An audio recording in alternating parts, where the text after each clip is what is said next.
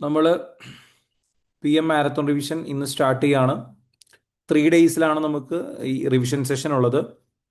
അതിൽ ഫസ്റ്റ് ഡേയിൽ ഇന്ന് നമ്മൾ ചെയ്യുന്നത് നമ്മുടെ ടോപ്പിക്സിൻ്റെ ഒരു ക്യുക്ക് റിവിഷനാണ്. ഇത് ജസ്റ്റ് എല്ലാ ടോപ്പിക്സും ഒന്നും കൂടെ പറയാനുള്ള രീതിയിലല്ല. എക്സാം പോയിന്റ് ഓഫ് വ്യൂവിൽ എന്തൊക്കെയാണ് മെയിൻ ടോപ്പിക്സ്, അതിൽ എന്തൊക്കെയാണ് മെയിനായിട്ട് പഠിച്ചിരിക്കേണ്ടത്, അതിൻ്റെ ബേസിക് ആയിട്ടൊരു ഔട്ട്ലൈനാണ് നമ്മൾ ഏറ്റവും ആദ്യം ഇന്ന് ഡിസ്കസ് ചെയ്യുന്നത്. പിന്നെ അടുത്ത 2 ദിവസങ്ങളിലും നമ്മൾ ക്വസ്റ്റ്യൻ പ്രാക്ടീസ് ആയിരിക്കും ചെയ്യുന്നുണ്ടാവാം. സോ നമുക്ക് സ്റ്റാർട്ട് ചെയ്യാം. അപ്പോൾ ഓൾറെഡി നിങ്ങൾ പെർഫോമൻസ് മാനേജ്മെന്റ് എന്ന് പറയുന്ന പേപ്പർ അതിൻ്റെ ടോപ്പിക്സും കുറച്ച് ക്വസ്റ്റ്യൻ പ്രാക്ടീസും ഒക്കെ കഴിഞ്ഞ് ഓൾമോസ്റ്റ് ഒരു 80-90% കംപ്ലീറ്റ് ചെയ്തിരിക്കുകയായിരിക്കും. അപ്പം എക്സാം പോയിന്റ് ഓഫ് വ്യൂവിൽ നമുക്കിനി എന്തൊക്കെയാണ് ചെയ്യേണ്ടത്? നമുക്കറിയാം എക്സാമിൻ്റെ പാറ്റേൺ എന്ന് പറയുന്നത്, ഇപ്പോൾ PM വന്നാൽ സെക്ഷൻ എ ക്വസ്റ്റ്യൻസ് നമുക്ക് 15 ക്വസ്റ്റ്യൻസ് ഉണ്ടാവും, 2 മാർക്സ്, അങ്ങനെ ടോട്ടൽ 30 മാർക്സ്. പിന്നെ സെക്ഷൻ ബി, അതിൽ സിനാരിയോ ബേസ്ഡ് ആയിട്ടുള്ള ക്വസ്റ്റ്യൻസ് ആണ്. 3 ക്വസ്റ്റ്യൻസ് ഉണ്ട്, 5 സബ് ക്വസ്റ്റ്യൻസ് ഇൻറ്റു 2 മാർക്സ്, അതും ടോട്ടൽ 30 മാർക്സ് വരുന്നുണ്ട്. പിന്നെ സെക്ഷൻ സി എന്ന് പറയുന്നത് 2 സെക്ഷൻ സി ക്വസ്റ്റ്യൻസ്, 20 മാർക്കിൻ്റെ ക്വസ്റ്റ്യൻസ്, അത് 40 മാർക്സ്. ഇങ്ങനെയാണ് ടോട്ടൽ നമ്മുടെ 100 മാർക്സിലേക്ക് വരുന്നത്. നമ്മൾ ഇപ്പോൾ എക്സാമിന് പോകുന്ന സമയത്ത് നമുക്കറിയാം സെക്ഷൻ എ എന്ന് പറയുന്നത് ഏത് ടോപ്പിക്സിൽ നിന്ന് വേണമെങ്കിലും ഇൻഡിവിജ്വൽ ക്വസ്റ്റ്യൻസ് ചോദിക്കാം. ഫസ്റ്റ് ക്വസ്റ്റ്യൻ കിട്ടിയില്ല എന്നുള്ളത് കൊണ്ട് നമുക്കൊരു പ്രശ്നമില്ല. സെക്കൻഡ് ക്വസ്റ്റ്യൻ, തേർഡ് ക്വസ്റ്റ്യൻ ഒക്കെ നമുക്ക് ചെയ്യാം. അതേസമയം സെക്ഷൻ ബിയിലേക്ക് വരുമ്പോൾ റിസ്ക് എന്ന് പറയുന്നത് സിനാരിയോ ബേസ് ചെയ്തിട്ടാണ് 5 സബ് ക്വസ്റ്റ്യൻസ് ഉള്ളത്. സിനാരിയോ ക്ലിയർ ആണെങ്കിൽ മാത്രമേ നമുക്ക് ആ സബ് ക്വസ്റ്റ്യൻസ് നന്നായിട്ട് ആൻസർ ചെയ്യാൻ പറ്റുള്ളൂ. സെക്ഷൻ സി ആണ് ഇതിനകത്ത് ഏറ്റവും റിസ്ക് ഉള്ളത്. എന്താ, സെക്ഷൻ സിയിൽ ഒരു വലിയ സിനാരിയോ നന്നായി മനസ്സിലാക്കി ഫുൾ ഡീറ്റെയിൽ ആയിട്ട് നമ്മൾ എന്ത് ചെയ്യണം, അതിൻ്റെ ആൻസർ പ്രസന്റ് ചെയ്യണം. അവിടെ നമ്മുടെ പ്രസന്റേഷനും ഇമ്പോർട്ടൻ്റ് ആണ്. എക്സലിലോ വേർഡിലോ ആയിരിക്കും ചെയ്യേണ്ടി വരാം. അപ്പോൾ എക്സാമിന് ഏറ്റവും കൂടുതൽ ഡിഫിക്കൽട്ട് ആവാൻ പോകുന്ന, അല്ലെങ്കിൽ ഏറ്റവും എക്സാമിന് ചലഞ്ചിങ് ആവാൻ പോകുന്ന നോർമലി ഏതായിരിക്കും? സെക്ഷൻ സി ആയിരിക്കും. അപ്പോൾ നമ്മൾ ആ ഒരു പേഴ്സ്പെക്റ്റീവിൽ സെക്ഷൻ സിയിൽ ഏതൊക്കെ ക്വസ്റ്റ്യൻസ് ചോദിക്കാം, ഏതൊക്കെ ടോപ്പിക്സ് വരാം, അതിൻ്റെ ഒരു പ്രയോറിറ്റി വെച്ചിട്ടാണ് നമ്മളിപ്പം ടോപ്പിക്സ് റിവൈസ് ചെയ്യുന്നത്. അപ്പം ഓൾറെഡി നിങ്ങൾക്കറിയാം നമ്മുടെ PM സ്പെസിഫിക്കലി ഈ ഒരു ടോപ്പിക്ക് മാത്രം സെക്ഷൻ സിയിൽ വരുള്ളൂ, അങ്ങനെയൊന്നുമില്ല. ഇപ്പോൾ FRO ടാക്സോ ഒക്കെ പഠിക്കുന്ന സമയത്ത് കുറച്ചുകൂടെ നമുക്കൊരു വെയിറ്റേജ് ഉണ്ട്. ഈ ടോപ്പിക്സിൽ നിന്നായിരിക്കും ഒരു സെക്ഷൻ സി ക്വസ്റ്റ്യൻ വരിക, അങ്ങനെ ഒരു വെയിറ്റേജ് ഉണ്ട്. PM ഇത് ഭയങ്കര കുറവാണ്. നമുക്കതിൻ്റെ ഒരു പ്രയോറിറ്റി പറയാം എന്നല്ലാതെ 100% അഷുറൻസ് ഈ ക്വസ്റ്റ്യൻ വരും അല്ലെങ്കിൽ ഈ ടോപ്പിക്ക് വരും അങ്ങനെയില്ല. അപ്പം ആ ഒരു റിസ്ക് നമുക്ക് ഇവിടെ ഉണ്ട്. അപ്പം നമ്മൾ മെയിൻ എക്സാമിന് പ്രിപ്പയർ ചെയ്യുന്ന സമയത്ത്, അല്ലെങ്കിൽ ഇപ്പം അടുത്ത ദിവസം എക്സാമിന് പ്രിപ്പയർ ചെയ്യുന്ന സമയത്ത് എന്തൊക്കെ ടോപ്പിക്സ് ആണ് കവർ ചെയ്യേണ്ടത്, അതിൻ്റെ ഒരു ഓർഡർ ഒന്ന് പറഞ്ഞു തരാം. നമുക്കറിയാം സെക്ഷൻ സിയിൽ ഒരു section C question normally performance measurement എന്ന് പറയുന്ന സെക്ഷനിൽ നിന്ന് വരാറുണ്ട്. പെർഫോമൻസ് മെഷർമെന്റ് നമ്മൾ സിലബസിൽ നോക്കിക്കഴിഞ്ഞാൽ നമ്മുടെ സിലബസിലെ എന്ന് പറയുന്ന section, performance measurement and control, ഇതിൽ ചാപ്റ്റർ വൈസ് നോക്കുമ്പം 3 ചാപ്റ്റേഴ്സ് ആണ്. Performance analysis in private sector, public sector, not for profit organisation, divisional performance and transfer pricing, specific performance analysis issues in not for profit organisation and the public sector. ഇങ്ങനെ 3 chapter ആയിട്ടാണ് കൊടുത്തേക്കുന്നത്. അതിൽ തന്നെ main ആയിട്ട് വരുന്ന topics ഇതാണ്. നമ്മൾ performance മെഷർമെന്റിൽ പഠിക്കുക 3 സെക്ഷൻ ആയിട്ടാണ്. പ്രൈവറ്റ് സെക്ടറിൽ വരുന്ന കമ്പനിയുടെ പെർഫോമൻസ് മെഷർമെന്റ് ഉണ്ട്, അതിന് പഠിക്കുന്ന ടെക്നിക്സ്. ഒന്ന് ഫിനാൻഷ്യൽ മെഷേഴ്സ് ഉണ്ട്, ഫിനാൻഷ്യൽ മെഷേഴ്സ്, അതിനെയാണ് നമ്മൾ റേഷ്യോ അനാലിസിസ് എന്ന് പഠിക്കുന്നത്, റേഷ്യോ അനാലിസിസ്. പിന്നെ നോൺ ഫിനാൻഷ്യൽ പെർഫോമൻസ് മെഷർമെന്റ് ഉണ്ട്, നോൺ ഫിനാൻഷ്യൽ പെർഫോമൻസ് മെഷർമെന്റ്. പിന്നെ ബാലൻസ്ഡ് സ്കോർ കാർഡ്,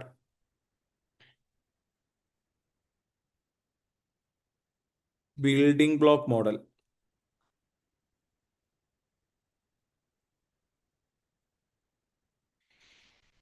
ഇത്രയും ടെക്നിക്സ് പ്രൈവറ്റ് സെക്ടറിലെ കമ്പനിയുടെ പെർഫോമൻസ് മെഷർമെന്റ് ഉണ്ട്. പിന്നെ പബ്ലിക് സെക്ടർ അല്ലെങ്കിൽ നോട്ട് ഫോർ പ്രോഫിറ്റ് സെക്ടർ ഉണ്ടായിരുന്നു.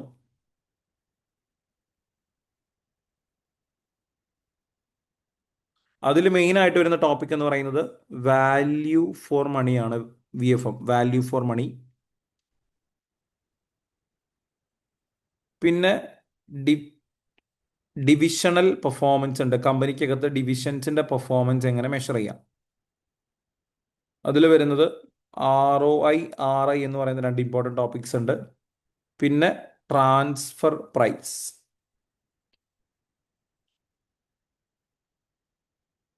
സോ ഇത്രയും മെയിൻ ടോപ്പിക്സ് ആണ് നമ്മുടെ പെർഫോമൻസ് മെഷർമെന്റിൽ വരുന്നത്. ഞാൻ എന്തുകൊണ്ടാണ് സിലബസിന്റെ ഏറ്റവും ലാസ്റ്റിൽ നിന്ന് തുടങ്ങുന്നതെന്ന് ചോദിച്ചാൽ ഇതാണ് ഏറ്റവും വെയിറ്റേജ് ഉള്ളത്. സെക്ഷൻ സിയിൽ വരാൻ ഏറ്റവും കൂടുതൽ പ്രോബിലിറ്റി ഉള്ള ടോപ്പിക് എന്ന് പറയുന്നത് സെക്ഷൻ എന്ന് പറയുന്നത് ഇതാണ്. ഇതിൽ ഏതെങ്കിലും ഒരു ടോപ്പിക്കാണ് നോർമലി സെക്ഷൻ സീക്വൻസിന് വരാറുള്ളത്. അപ്പം മൊത്തത്തിൽ ഈ ഒരു സെക്ഷന്റെ തന്നെ റെലവൻസ് എന്ന് പറയുന്നത് ഇപ്പോൾ എന്തിനാണ് നമ്മൾ പഠിക്കുന്നതെന്ന് ചോദിച്ചാൽ പെർഫോമൻസ് മെഷർമെന്റ് എന്ന് പറയുന്നത് ബേസിക്കലി ഒരു കമ്പനി ഒരു ഓർഗനൈസേഷൻ നല്ലതാണോ എന്ന് ഇവാലുവേറ്റ് ചെയ്യുകയാണ്. അപ്പം എന്ത് കാര്യം ഇവാലുവേറ്റ് ചെയ്യണമെങ്കിൽ നമുക്ക് ആദ്യം മെഷേഴ്സ് വേണം, മെട്രിക്സ് വേണം. എന്തെങ്കിലും ഒരു നമ്പറോ വാല്യൂ വെച്ചിട്ടാണ് ഇത് നല്ലതാണോ അല്ലെങ്കിൽ മോശമാണെന്ന് നമ്മൾ പറയാം. സോ പെർഫോമൻസ് മെഷർ ചെയ്യാൻ കമ്പനിയുടെ ഫിനാൻഷ്യൽ വാല്യൂസ്, നമ്മുടെ ഫിനാൻഷ്യൽ സ്റ്റേറ്റ്മെന്റ്സ് എടുക്കാം, അതല്ലാതെ നോൺ ഫിനാൻഷ്യൽ ആസ്പെക്റ്റിൽ നമുക്ക് പെർഫോമൻസ് മെഷർ ചെയ്യാം. അപ്പം നമ്മളിത് 3 സെക്ഷനായിട്ട് പഠിക്കുകയാണ്. ആദ്യം പ്രൈവറ്റ് സെക്ടറിൽ വരുന്നുണ്ട്. പ്രൈവറ്റ് സെക്ടറിൽ വരുമ്പോൾ കമ്പനിയുടെ ഒബ്ജക്റ്റീവ് എന്ന് പറയുന്നത് എന്താ? പ്രോഫിറ്റ് മാക്സിമൈസേഷൻ ആണ്. ഏതൊരു പ്രൈവറ്റ് സെക്ടർ കമ്പനിയുടെയും അൾട്ടിമേറ്റ് എയിം എന്ന് പറയുന്നത് പ്രോഫിറ്റ് മാക്സിമൈസേഷൻ അല്ലെങ്കിൽ ഷെയർ ഹോൾഡർ വെൽത്ത് മാക്സിമൈസ് ചെയ്യുക എന്നുള്ളതാണ്. അപ്പം ആ ഒബ്ജക്റ്റീവിലേക്ക് ലിങ്ക് ചെയ്യുന്ന രീതിയിലായിരിക്കും നമ്മൾ മെഷേഴ്സ് എടുക്കുന്നുണ്ടാവുക. ഒരു കമ്പനിക്ക് ഏറ്റവും ഈസിലി പെർഫോമൻസ് മെഷർ ചെയ്യാൻ പറ്റുന്നത് അവരുടെ ഫിനാൻഷ്യൽ സ്റ്റേറ്റ്മെന്റ്സ് യൂസ് ചെയ്തിട്ടാണ്.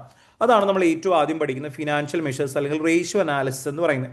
ഈ ഓരോ ടോപ്പിക്കും എങ്ങനെ ക്വസ്റ്റ്യൻസ് വരാം, എങ്ങനെയാണ് നമ്മുടെ ഒരു ആൻസറിന്റെ ഫോർമാറ്റ് എന്നുള്ളതും ഇതിന്റെ കൂടെ തന്നെ പറയാം. നോക്കാം.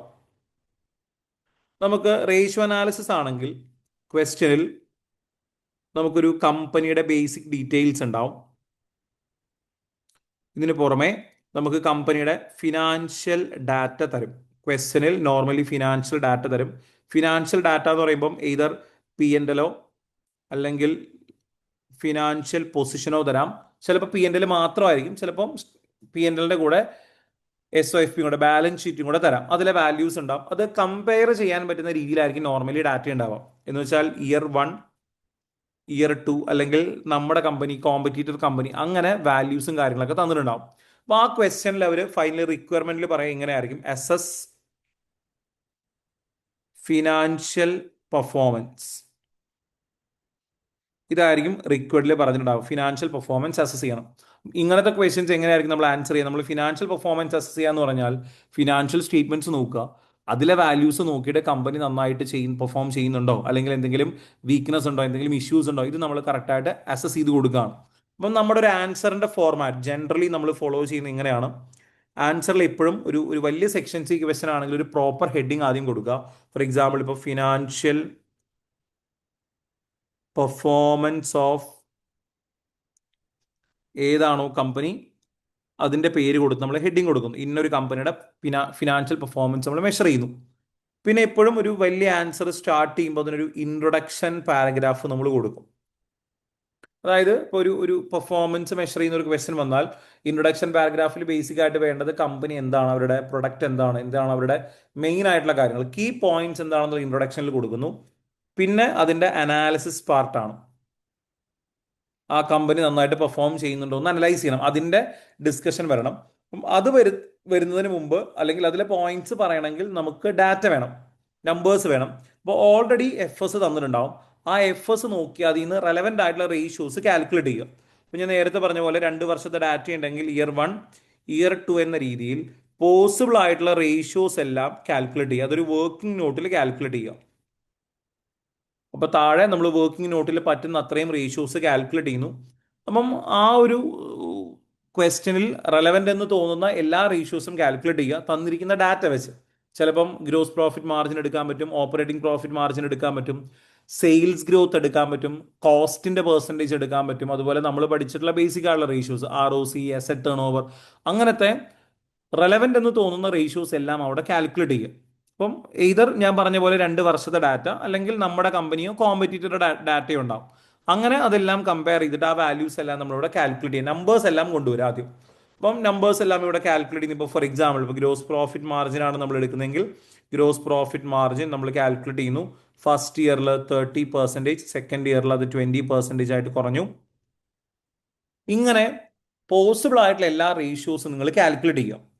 എന്നിട്ട് ആ റേഷ്യോസ് നോക്കി അതിൽ ഏറ്റവും ഇമ്പോർട്ടൻ്റ് ആയിട്ടുള്ള റേഷ്യോസ് അല്ലെങ്കിൽ അനാലിസിസ് വേണം ആൻസറിൽ ആദ്യം കൊണ്ടുവരാൻ. എന്ന് വെച്ചാൽ നമ്മൾ കാൽക്കുലേറ്റ് ചെയ്ത എല്ലാ റേഷ്യോസും നിങ്ങൾ ആൻസറിൽ ഡിസ്കസ് ചെയ്യേണ്ട ആവശ്യമില്ല, അല്ലെങ്കിൽ എല്ലാം റെലവെന്റ് ആവണമെന്നില്ല.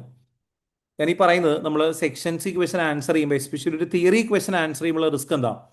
തിയറി ആയതുകൊണ്ട് നമ്മൾ കുറേ പോയിന്റ്സ് ഉണ്ടാക്കി എഴുതാൻ ശ്രമിക്കും. അപ്പം നമ്മളിങ്ങനെ പോയിന്റ്സ് ഉണ്ടാക്കുന്ന സമയത്ത് കുറേ പോയിന്റ്സ് മനസ്സിൽ വരും.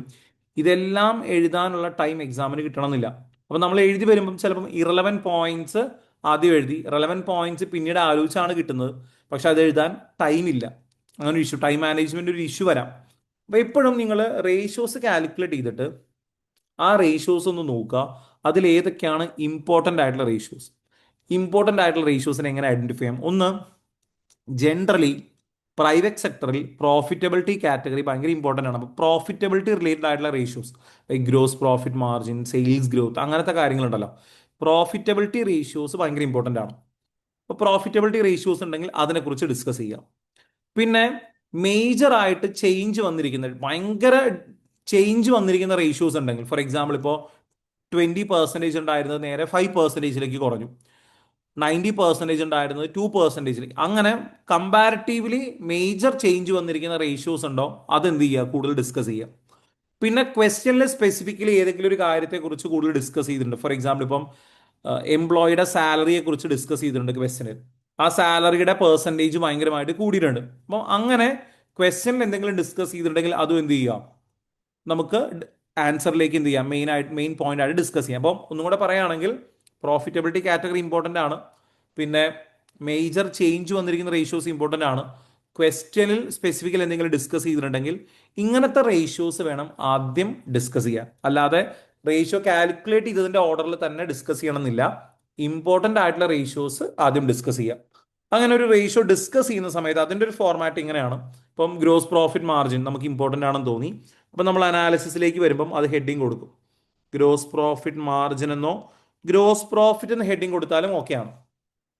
എന്നിട്ട് അതിന് താഴെ നമ്മൾ കാൽക്കുലേറ്റ് ചെയ്തതിനും ക്വസ്റ്റ്യനിൽ തന്നതും വെച്ച് നമുക്ക് എന്താണോ മനസ്സിലായത്, ഫോർ എക്സാമ്പിൾ ഒന്ന് നമ്മൾ ആ വാല്യൂസിനൊന്ന് കമ്പയർ ചെയ്യാം. ലൈക്ക് ഇപ്പോൾ 10%-ൽ നിന്ന് 2%-ലേക്ക് കുറഞ്ഞു. അപ്പം ആ നമ്പറിൽ വന്ന ചേഞ്ച് ആദ്യം പറയാം. നമ്പർ ജസ്റ്റ് എന്താണെന്നുള്ളതൊന്ന് മെൻഷൻ ചെയ്യുക, എന്താണ് അവിടുത്തെ നമ്പേഴ്സ്, ആ നമ്പേഴ്സ് ആദ്യം പറയാം. പിന്നെ ആ നമ്പേഴ്സ് എന്താണ് ഇൻഡിക്കേറ്റ് ചെയ്യുന്നത്, ലൈക്ക് ഇപ്പോൾ ഗ്രോസ് പ്രോഫിറ്റ് മാർജിൻ കുറഞ്ഞു അല്ലെങ്കിൽ കൂടി, അത് നല്ലതാണോ, അതിനർത്ഥം എന്താ? ഇപ്പോൾ ഗ്രോസ് പ്രോഫിറ്റ് മാർജിൻ 10-ൽ നിന്ന് 20 ആയി, എന്താ അതിൻ്റെ മീനിങ്? ആ മീനിങ് എന്താണ്, അല്ലെങ്കിൽ അത് എന്താണ് ഇൻഡിക്കേറ്റ് ചെയ്യുന്നത്? സിമ്പിളായിട്ട് പറഞ്ഞാൽ അത് നല്ലതാണോ മോശമാണോ എന്നുള്ള പോയിന്റ് അവിടെ പറയണം. പിന്നെ അത് എന്തുകൊണ്ട് ആ റേഷ്യോ ചേഞ്ച് ആയി, അതിൻ്റെ റീസൺസ് ഒന്നുകിൽ ക്വസ്റ്റ്യനിൽ ഡയറക്റ്റ്ലി പറഞ്ഞിട്ടുണ്ടാവും, അല്ലെങ്കിൽ നിങ്ങൾക്ക് അസ്യൂം ചെയ്യാം. ക്വസ്റ്റ്യനിൽ തന്ന ഡാറ്റ വെച്ച് അസ്യൂം ചെയ്യാൻ പറ്റുന്ന റീസൺസ് എടുക്കുക. അങ്ങനെ 1 ബൈ 1 ഓരോരോ റേഷ്യോസ് എടുത്ത് ഇമ്പോർട്ടൻ്റ് ആയിട്ടുള്ള കാര്യങ്ങൾ നമ്മൾ ഡിസ്കസ് ചെയ്ത് പോകുന്നു. അങ്ങനെ ഏറ്റവും ലാസ്റ്റ് എല്ലാ റെലവൻറ്റ് റേഷ്യോസും ഡിസ്കസ് ചെയ്തിട്ട് ഏറ്റവും താഴെ അതിൻ്റെ ഒരു കൺക്ലൂഷനും കൊടുക്കുന്നു. ഇങ്ങനെയായിരിക്കും നമ്മുടെ ഒരു റേഷ്യോ അനാലിസിസിന്റെ ബേസിക് ഫോർമാറ്റ് എന്ന് പറയുന്നത്. ഈ ഒരു ഫോർമാറ്റിൽ ആൻസർ ചെയ്യാൻ ശ്രമിക്കുക. അപ്പം ഇതിൻ്റെ ഒരു ബെനിഫിറ്റ് എന്താണെന്ന് വെച്ചാൽ നമുക്ക് വേണ്ട കീ പോയിന്റ്സ് എല്ലാം നമ്മൾ ഈ രീതിയിൽ എഴുതുകയാണെങ്കിൽ കീ പോയിന്റ്സ് എല്ലാം നമ്മുടെ ആൻസറിലേക്ക് വരും. അപ്പം ക്വസ്റ്റ്യൻ കിട്ടിക്കഴിഞ്ഞാൽ റേഷ്യോസ് ആദ്യം കാൽക്കുലേറ്റ് ചെയ്യുക, ആ റേഷ്യോസിലെ ഇമ്പോർട്ടൻറ്റ് റേഷ്യോസ് എടുത്തിട്ട് എന്ത് ചെയ്യുക, ഡിസ്കസ് ചെയ്യാൻ ശ്രമിക്കുക, ഈ ഒരു ഓർഡറിൽ ഡിസ്കസ് ചെയ്യുക. അപ്പോൾ ഇപ്പോഴും തിയറി ക്വസ്റ്റ്യൻ വരുമ്പം ഞാൻ നേരത്തെ പറഞ്ഞ പോയിന്റ് ഉണ്ട്, നമുക്ക് എല്ലാം എഴുതാൻ ചിലപ്പോൾ ടൈം ഉണ്ടാവില്ല. കാരണം ഒരു ക്വസ്റ്റ്യനിൽ, ഒരു സെക്ഷൻ സി ക്വസ്റ്റ്യനിൽ ഫുൾ 20 മാർക്കിന് നമുക്കൊരു 36 മിനിറ്റ്സ് ആണല്ലോ കറക്റ്റ് എടുക്കാൻ പറ്റുക. അപ്പോൾ കറക്റ്റ് 36 മിനിറ്റ്സിൽ അത് തീരണം എന്നില്ല. കാരണം നമ്മൾ ചിന്തിച്ച് ആലോചിച്ച് എഴുതി വരുമ്പം കുറേ ഇറലവൻറ്റ് പോയിന്റ്സ് കയറി വരും. ഇതെല്ലാം നമ്മൾ എഴുതാൻ നോക്കും. നമ്മുടെ ഒരു മൈൻഡ് സെറ്റ് എന്തായിരിക്കും പലപ്പോഴും എക്സാമിന്, കുറേ എഴുതുക, തിയറി ആണല്ലോ, കുറേ എഴുതുക, കൂടുതൽ എഴുതിയാൽ കൂടുതൽ മാർക്ക് കിട്ടും. ഒന്നാമത് അങ്ങനെയല്ല, കൂടുതൽ എഴുതിയാൽ കൂടുതൽ മാർക്ക് കിട്ടില്ല, റെലവൻ്റ് ആയിട്ടുള്ള പോയിന്റ്സിന് മാത്രമേ മാർക്ക് ഉണ്ടാവുള്ളൂ. അപ്പം നമ്മൾ എഴുതി വരുമ്പം ചിലപ്പോൾ ടൈം മാനേജ്മെന്റ് ഇഷ്യൂ ഉണ്ടാവും. അതുകൊണ്ടാണ് പറയുന്നത് എങ്ങനെ ചിന്തിക്കുക, എങ്ങനെ ചെയ്യുക, ഏറ്റവും റെലവൻ്റ് ആയിട്ടുള്ള റേഷ്യോസ് ആദ്യം ഡിസ്കസ് ചെയ്യുക. അങ്ങനെ നമുക്ക് റേഷ്യോ അനാലിസിസിന്റെ ക്വസ്റ്റ്യൻസ് എന്ത് ചെയ്യാൻ പറ്റും, ആൻസർ ചെയ്യാൻ പറ്റും. ഈ ഒരു ഫോർമാറ്റ് നിങ്ങൾ ഫോളോ ചെയ്യുക. ഇതിൽ തന്നെ ചേഞ്ചസ് വരുന്നത്, ചില ക്വസ്റ്റ്യനിൽ റേഷ്യോസ് അല്ലെങ്കിൽ വാല്യൂസ് കുറച്ചുകൂടി ഡീറ്റെയിൽഡ് ആയിട്ട് തരും. ഫോർ എക്സാമ്പിൾ ഇപ്പോൾ ഒരു കമ്പനിയിൽ തന്നെ 2 പ്രൊഡക്ട്സ് ഉണ്ട്, ഈ 2 പ്രൊഡക്റ്റിനെയും ഡാറ്റ സ്പ്ലിറ്റ് ചെയ്ത് തരും. അതായത് ഇയർ 1 തന്നെ പ്രൊഡക്റ്റ് 1 എന്നുള്ള റവന്യൂ, പ്രൊഡക്റ്റ് 2 എന്നുള്ള റവന്യൂ, പ്രൊഡക്റ്റ് 1ന്റെ കോസ്റ്റ് ഓഫ് സെയിൽസ്, പ്രൊഡക്റ്റ് 2ന്റെ കോസ്റ്റ് ഓഫ് സെയിൽസ്, അങ്ങനെ സെപ്പറേറ്റ്ലി തരാം. അപ്പോൾ ഡാറ്റ എത്രത്തോളം ഡീറ്റെയിൽഡ് ആയിട്ട് തരുന്നുണ്ടോ നിങ്ങളുടെ ഡിസ്കഷനും അനാലിസിസും എന്തായണം, അത്രയും ഡീപ്പായിട്ട് വരണം. ജസ്റ്റ് ഹോൾ നമ്പേഴ്സ് എടുത്തിട്ടാണ്, ഹോൾ നമ്പേഴ്സ് മാത്രമേ ക്വസ്റ്റനിൽ തന്നിട്ടുള്ളൂ എങ്കിൽ അങ്ങനെ ചെയ്യുക. അതല്ല, അത് സ്പ്ലിറ്റ് ചെയ്ത് പ്രൊഡക്റ്റ് വൈസ് അല്ലെങ്കിൽ ഏരിയ വൈസ് ഒക്കെ തന്നിട്ടുണ്ടെങ്കിൽ അതിനനുസരിച്ച് നമ്മുടെ റേഷ്യോസ് എന്ത് ചെയ്യണം, എക്സ്പാൻഡ് ചെയ്ത് കൂടുതൽ ഡീറ്റെയിൽഡ് ആയിട്ട് നമ്മൾ കാൽക്കുലേറ്റ് ചെയ്യേണ്ടി വരും. അതിനനുസരിച്ച് അനലൈസ് ചെയ്യാം. സോ ഇങ്ങനെയായിരിക്കും നമ്മളൊരു റേഷ്യോ അനാലിസിസിന്റെ ആൻസർ പ്ലാൻ ചെയ്യേണ്ടത്. പിന്നെ നമുക്ക് വരുന്ന ഒരു ഇമ്പോർട്ടൻറ്റ് ടോപ്പിക് എന്ന് പറയുന്നത് നോൺ ഫിനാൻഷ്യൽ മെഷേഴ്സ് ആണ്. നോൺ ഫിനാൻഷ്യൽ മെഷേഴ്സും നമ്മൾ ഫിനാൻഷ്യൽ പറഞ്ഞ അതേ ഒരു ഫോർമാറ്റ് ആണ് ഫോളോ ചെയ്യേണ്ടത്. നിങ്ങൾ ക്വസ്റ്റ്യൻ നന്നായി വായിക്കുക. അതിൽ കമ്പനിയുടെ ഡീറ്റെയിൽസും ഫിനാൻഷ്യൽ സ്റ്റേറ്റ്മെന്റ്സിന് പുറമെ നോൺ ഫിനാൻഷ്യൽ ഡീറ്റെയിൽസും ഉണ്ടാവും. ലൈക്ക് പ്രൊഡക്റ്റിന്റെ ക്വാളിറ്റിയോ കസ്റ്റമർ സാറ്റിസ്ഫാക്ഷനോ കംപ്ലയിൻസോ എംപ്ലോയി ടേൺ ഓവർ, അങ്ങനെ കമ്പനിയുടെ നോൺ ഫിനാൻഷ്യൽ ഡാറ്റ എന്തെങ്കിലുമൊക്കെ തന്നിട്ടുണ്ടാവും. അപ്പം അതും ഇതേ ഫോർമാറ്റിൽ തന്നെ ഡിസ്കസ് ചെയ്യുക. എന്ന് വെച്ചാൽ ഹെഡിങ് ആദ്യം കൊടുക്കേണ്ടത് നോൺ ഫിനാൻഷ്യൽ പെർഫോമൻസ്, പിന്നെ അനാലിസിസ്. ആ ഒരു പാരഗ്രാഫ് എഴുതണം. അനാലിസിസ് എഴുതണമെങ്കിൽ നമുക്ക് അവിടുത്തെ റേഷ്യോസ് വേണം. നോൺ ഫിനാൻഷ്യൽസിന്റെ കാര്യത്തിൽ ചിലപ്പോൾ ക്വസ്റ്റനിൽ തന്ന വാല്യൂസ് നമുക്ക് ഡയറക്റ്റ്ലി എടുക്കാൻ പറ്റും. ചില സമയത്ത് നമ്മൾ അതിൽ നിന്ന് പുതിയ റേഷ്യോസ് കാൽക്കുലേറ്റ് ചെയ്യേണ്ടി വരും. തന്ന നോൺ ഫിനാൻഷ്യൽ ഡാറ്റ വെച്ച് പുതിയ എന്തെങ്കിലും വാല്യൂസ് നമ്മൾ കാൽക്കുലേറ്റ് ചെയ്യേണ്ടി വരും. അങ്ങനെ ഒരു ടേബിൾ പ്രിപ്പയർ ചെയ്ത് വർക്കിംഗ് നോട്ടിൽ നമുക്ക് ആവശ്യമുള്ള വാല്യൂസ് കാൽക്കുലേറ്റ് ചെയ്യുക. അതിൽ ഓരോ വാല്യൂസും എടുത്തിട്ട് എന്ത് ചെയ്യുക, ഡിസ്കസ് ചെയ്യുക. ഡിസ്കസ് ചെയ്യുമ്പോൾ ഇതേ ഫോർമാറ്റ് തന്നെ. ഫോർ എക്സാമ്പിൾ ഇപ്പോൾ കസ്റ്റമർ കംപ്ലയിൻസ് ആണെന്ന് വിചാരിക്കാം. 2 വർഷത്തെ കസ്റ്റമർ കംപ്ലയിൻസ് ഉണ്ട്. അപ്പോൾ ആദ്യം നിങ്ങൾ ചെയ്യേണ്ടത് 2 വർഷത്തെ കസ്റ്റമർ കംപ്ലയിൻസിന്റെ നമ്പേഴ്സ് നോക്കുക. ഫസ്റ്റ് ഇയറിൽ 10%, സെക്കൻഡ് ഇയറിൽ 20%. അപ്പോൾ അത് കൂടി. അതുകൊണ്ട് എന്താണ് മീൻ ചെയ്യുന്നത്, എന്താണ് അത് ഇൻഡിക്കേറ്റ് ചെയ്യുന്നത്? കസ്റ്റമർ കംപ്ലയിൻസ് കൂടി, അത് നെഗറ്റീവാണ്, അങ്ങനെയുള്ള കാര്യങ്ങൾ പറയുക. പിന്നെ അതിൻ്റെ റീസൺ, എന്തുകൊണ്ടായിരിക്കും അത് സംഭവിച്ചത്, എന്ത് റീസൺ കൊണ്ടായിരിക്കും അത് ചേഞ്ച് ആയത്, ഇൻക്രീസ് ആയത്, ഡിക്രീസ് ആയത്. ചിലപ്പോൾ ക്വസ്റ്റനിൽ തന്നെ ഉണ്ടാവും ഇന്ന സിറ്റുവേഷൻ കാരണം ഇത് കൂടിയതാണെന്ന് മനസ്സിലാക്കാൻ പറ്റും. അല്ലെങ്കിൽ നിങ്ങൾ അസ്യൂം ചെയ്യുക. ഈ രീതിയിലായിരിക്കും നോൺ ഫിനാൻഷ്യൽ മെഷേഴ്സ് എടുക്കേണ്ടത്. ഇതിൽ രണ്ടിലും, ഫിനാൻഷ്യലും നോൺ ഫിനാൻഷ്യലും, കാൽക്കുലേഷൻ പ്ലസ് തിയറി മോഡലാണ് ക്വസ്റ്റ്യൻ ഉണ്ടാവുക. അതായത് ഡാറ്റ ഉണ്ടാവും, നമ്പേഴ്സ് ഉണ്ടാവും. ആ നമ്പേഴ്സ് ബേസ് ചെയ്തിട്ട് വേണം നമ്മൾ പെർഫോമൻസ് അനലൈസ് ചെയ്യാൻ, ഫിനാൻഷ്യലും നോൺ ഫിനാൻഷ്യലും. പിന്നെ നമ്മൾ പഠിക്കുന്നത് പ്രൈവറ്റ് സെക്ടറിൽ 2 മോഡൽസ് ആണ്. ഒരു കമ്പനിയുടെ പെർഫോമൻസ് മെഷർമെന്റിന് യൂസ് ചെയ്യുന്ന 2 മോഡൽസ് ആണ്, ബാലൻസ്ഡ് സ്കോർ കാർഡും ബിൽഡിംഗ് ബ്ലോക്ക് മോഡലും. അപ്പോൾ അതിൽ തന്നെ ഒരു പെർഫോം അല്ലെങ്കിൽ ഒരു ഫോർമാറ്റ് ഉണ്ട്, എങ്ങനെ നിങ്ങൾ പെർഫോമൻസ് മെഷർ ചെയ്യണം എന്നതിൻ്റെ ഒരു പ്രോപ്പർ ഫോർമാറ്റ് ഉണ്ട്. ബാലൻസ്ഡ് സ്കോർ കാർഡ് ആണെങ്കിൽ 4 പേഴ്സ്പെക്റ്റീവ്സും, ബിൽഡിംഗ് ബ്ലോക്ക് മോഡൽ ആണെങ്കിൽ 6 ഡയമെൻഷനുമാണ് വരുന്നത്. ഈ ടോപ്പിക്കാണ് ക്വസ്റ്റ്യൻസ് വരുന്നതെങ്കിൽ, ബാലൻസ്ഡ് സ്കോർ കാർഡും ബിൽഡിംഗ് ബ്ലോക്ക് മോഡലും ആണെങ്കിൽ കാൽക്കുലേഷൻസ് ഒന്നും ഇല്ലാതെ ഫുൾ തിയറി ഇക്വേഷൻ ആയിട്ട് ചിലപ്പോൾ വരാം. ഫുൾ തിയറി ഇക്വേഷൻ ആയിട്ട് മേ ബി വരാം. കാൽക്കുലേഷൻസും വരാം. കാൽക്കുലേഷൻ അധികം വരാറില്ല, പക്ഷേ കാൽക്കുലേഷൻസ് വേണമെങ്കിൽ അവർക്ക് ചോദിക്കാവുന്നതേ ഉള്ളൂ. അപ്പം അതും ചെയ്യാൻ നമ്മൾ കേപ്പബിൾ ആയിരിക്കണം. എന്താണ് ബാലൻസ്ഡ് സ്കോർ കാർഡിൻ്റെ ആൻസറിൻ്റെ ഒരു ഫോർമാറ്റ്? ഇതേപോലെ തന്നെ ഒരു section C question balanced score card വന്നാൽ എങ്ങനെ ആൻസർ ചെയ്യേണ്ടി വരും? ബാലൻസ്ഡ് സ്കോർ കാർഡിൻ്റെ ക്വസ്റ്റ്യനിലാണെങ്കിൽ അവർ കമ്പനിയുടെ ഡീറ്റെയിൽസ് ഉണ്ടാവും. കമ്പനി ഫേസ് ചെയ്യുന്ന കാര്യങ്ങളും ഡീറ്റെയിൽസ് അങ്ങനത്തെ കാര്യങ്ങളൊക്കെ പറഞ്ഞിട്ടുണ്ടാവും. നമ്പേഴ്സ് ഒന്നും ചിലപ്പോൾ തരണം എന്നില്ല. ജസ്റ്റ് അവർ റിക്വയർഡിൽ പറയും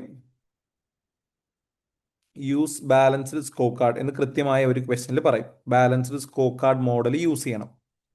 ഇനി ഇങ്ങനത്തെ ക്വസ്റ്റ്യൻസിൽ തന്നെ ഒരു സബ് ക്വസ്റ്റ്യൻ പോലെ ചിലപ്പോൾ കാണാറുള്ളത് എക്സ്പ്ലെയിൻ ബാലൻസ്ഡ് സ്കോർ കാർഡ് ചോദിക്കും. എന്താണ് ബാലൻസ്ഡ് സ്കോർ കാർഡ്? ഒരു 4 മാർക്സിന് ചോദിക്കും.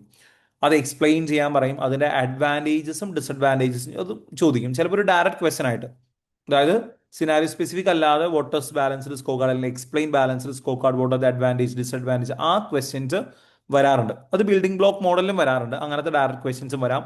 അല്ലെങ്കിൽ തന്നിരിക്കുന്ന സിനാരിയോയിലേക്ക് ബാലൻസ്ഡ് സ്കോർ കാർഡ് അപ്ലൈ ചെയ്യാൻ പറയാം. അപ്ലൈ ചെയ്യുന്ന ക്വസ്റ്റ്യൻസ് ആണെങ്കിൽ എങ്ങനെയാണ് ആൻസർ ചെയ്യേണ്ടത്? അപ്പം നേരത്തെ പറഞ്ഞ പോലെ തന്നെ നമ്മൾ ഒരു വലിയ സെക്ഷൻ സീക്വൻഷൻ ആൻസർ ചെയ്യുമ്പം ഹെഡിങ് ആദ്യം കൊടുക്കുന്നു, ബാലൻസ്ഡ് സ്കോർ കാർഡ് എന്ന് ഹെഡിങ് കൊടുക്കുന്നു.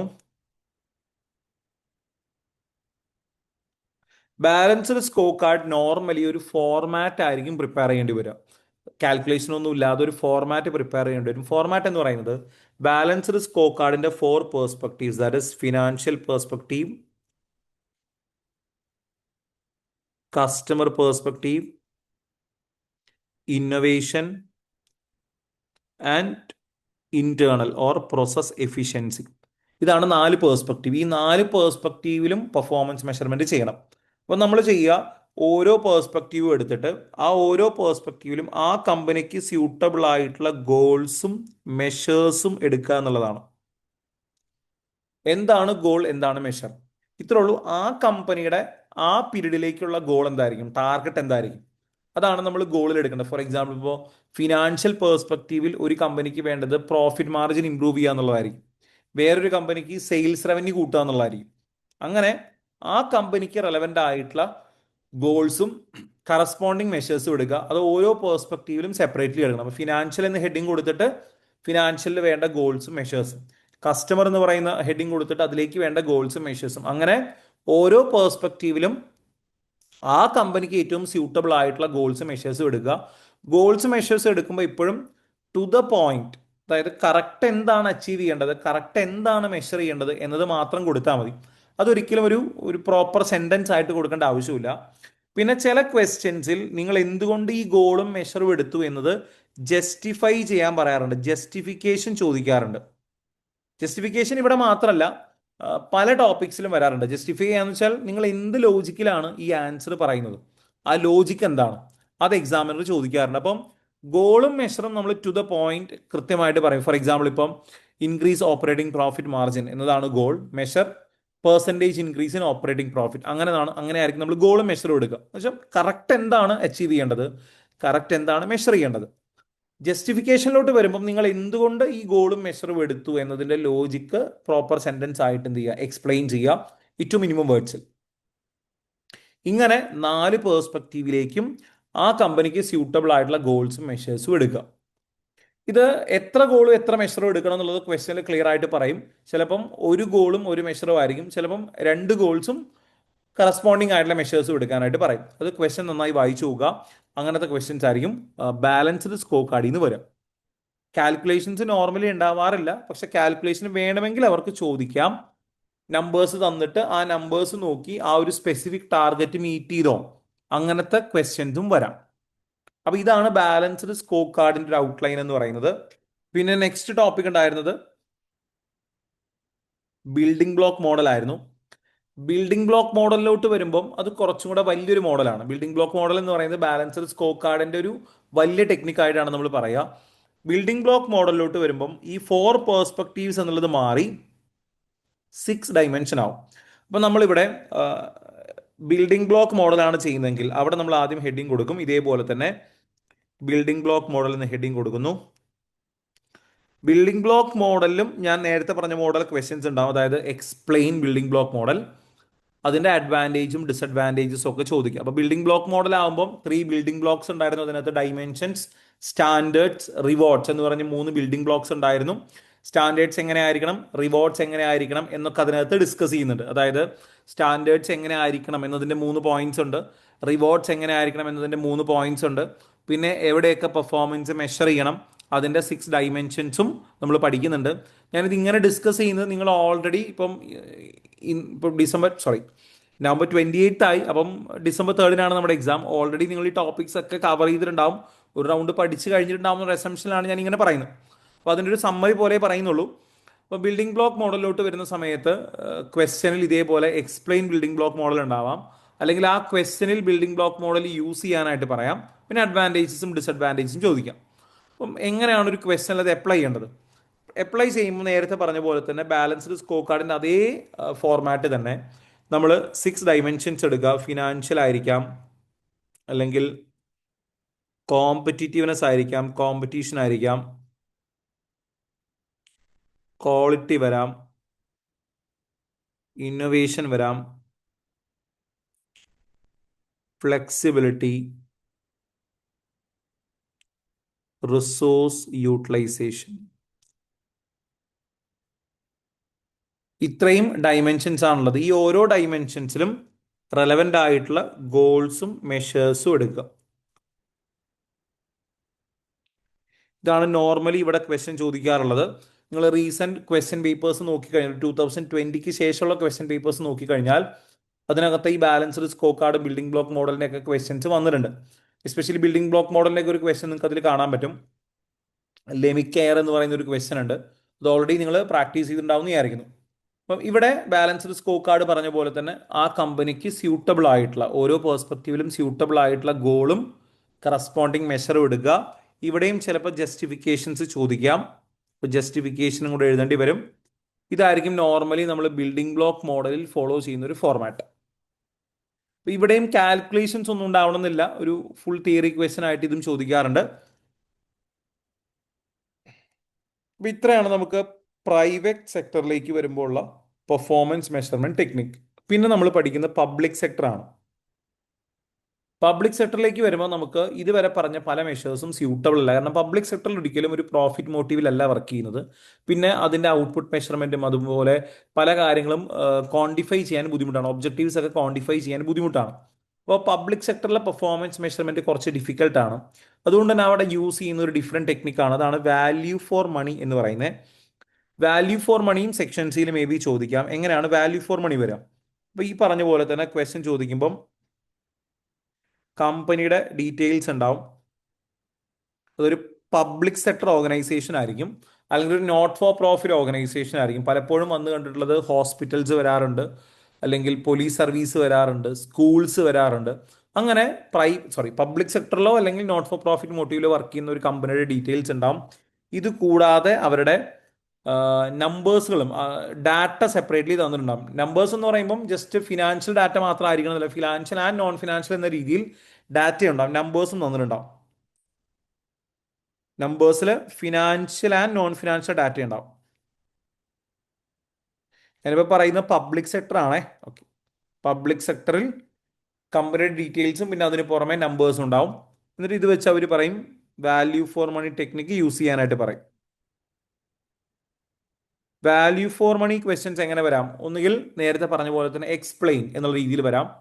എന്താണ് വാല്യൂ ഫോർ മണി? അതിൽ തന്നെ 3 E's നമ്മൾ പഠിക്കുന്നുണ്ട്. എക്കോണമി, എഫിഷ്യൻസി, എഫക്റ്റീവ്നെസ് ഉണ്ട്. അത് എക്സ്പ്ലെയിൻ ചെയ്യാൻ പറയാം. പിന്നെ തന്നിരിക്കുന്ന ക്വസ്റ്റ്യനിലേക്ക് ഇത് അപ്ലൈ ചെയ്തുകൊണ്ട് അവിടുത്തെ പെർഫോമൻസ് മെഷർ ചെയ്യാൻ പറയും. അത് മെഷർ ചെയ്യേണ്ടത് അവിടെ ആൻസർ ചെയ്യേണ്ട ഒരു ഫോർമാറ്റ് ഇങ്ങനെ ആയിരിക്കും. നമ്മൾ ആൻസറിന്റെ ഫോർമാറ്റ് വരുമ്പം ആദ്യം ഹെഡിങ് കൊടുക്കുന്നു, വാല്യൂ ഫോർ മണി. ദെൻ നമ്മൾ വാല്യൂ ഫോർ മണി എപ്പോഴും അസസ് ചെയ്യുന്ന സമയത്ത് നമ്മൾ 3 കാര്യങ്ങളാണ് എപ്പോഴും നോക്കുക: എക്കോണമി, എഫിഷ്യൻസി ആൻഡ് എഫക്റ്റീവ്നെസ്. ഇത് മൂന്നുമാണ് നമ്മൾ മെഷർ ചെയ്യേണ്ടത്. അപ്പോൾ ഇത് 3 ഹെഡിങ് ആയിട്ട് ശരിക്കും കൊടുക്കുക: എക്കോണമി, എഫിഷ്യൻസി, എഫക്റ്റീവ്നെസ്. ഇനി ഇത് ഡിസ്കസ് ചെയ്യണമെങ്കിൽ നമുക്ക് നമ്പേഴ്സ് വേണം. അപ്പോൾ നമ്മൾ നേരത്തെ പറഞ്ഞ പോലെ തന്നെ ഒരു വർക്കിംഗ് നോട്ടൊക്കെ എടുത്ത് അതിൽ വാല്യൂസ് കാൽക്കുലേറ്റ് ചെയ്യും. ഡാറ്റ ഉണ്ടാവും, ഇയർ 1, ഇയർ 2, അല്ലെങ്കിൽ നമ്മുടെ കമ്പനി വേറൊരു കമ്പനി എന്നുള്ള രീതിയിൽ ഡാറ്റ ഉണ്ടാവും.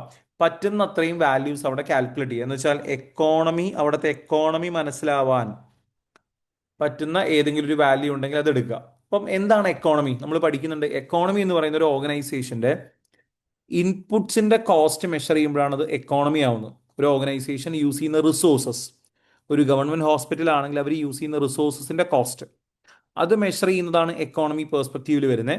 അത് കുറയുന്നതാണ് ജനറലി നല്ലത്. ഇത് കോസ്റ്റ് കുറയുന്നതാണ് ജനറലി നല്ലത്. പിന്നെ എഫിഷ്യൻസി ഉണ്ട്. എഫിഷ്യൻസി എന്ന് പറയുന്നത് അവരുടെ റിസോഴ്സസും ഇൻപുട്സും ഔട്ട്പുട്സും തമ്മിലുള്ള റിലേഷൻഷിപ്പാണ്. ഒരു ഇൻപുട്ടിൽ നിന്ന്, ഒരു റിസോഴ്സിൽ നിന്ന് എത്ര ഔട്ട്പുട്ട് വന്നു, അല്ലെങ്കിൽ ഒരു ഔട്ട്പുട്ടിന് എത്ര ഇൻപുട്ട് വേണ്ടി വന്നു, അതിന്റെ റേഷ്യോ ആണ് എഫിഷ്യൻസി എന്ന് പറയുന്നത്. പിന്നെ എഫക്റ്റീവ്നെസ്.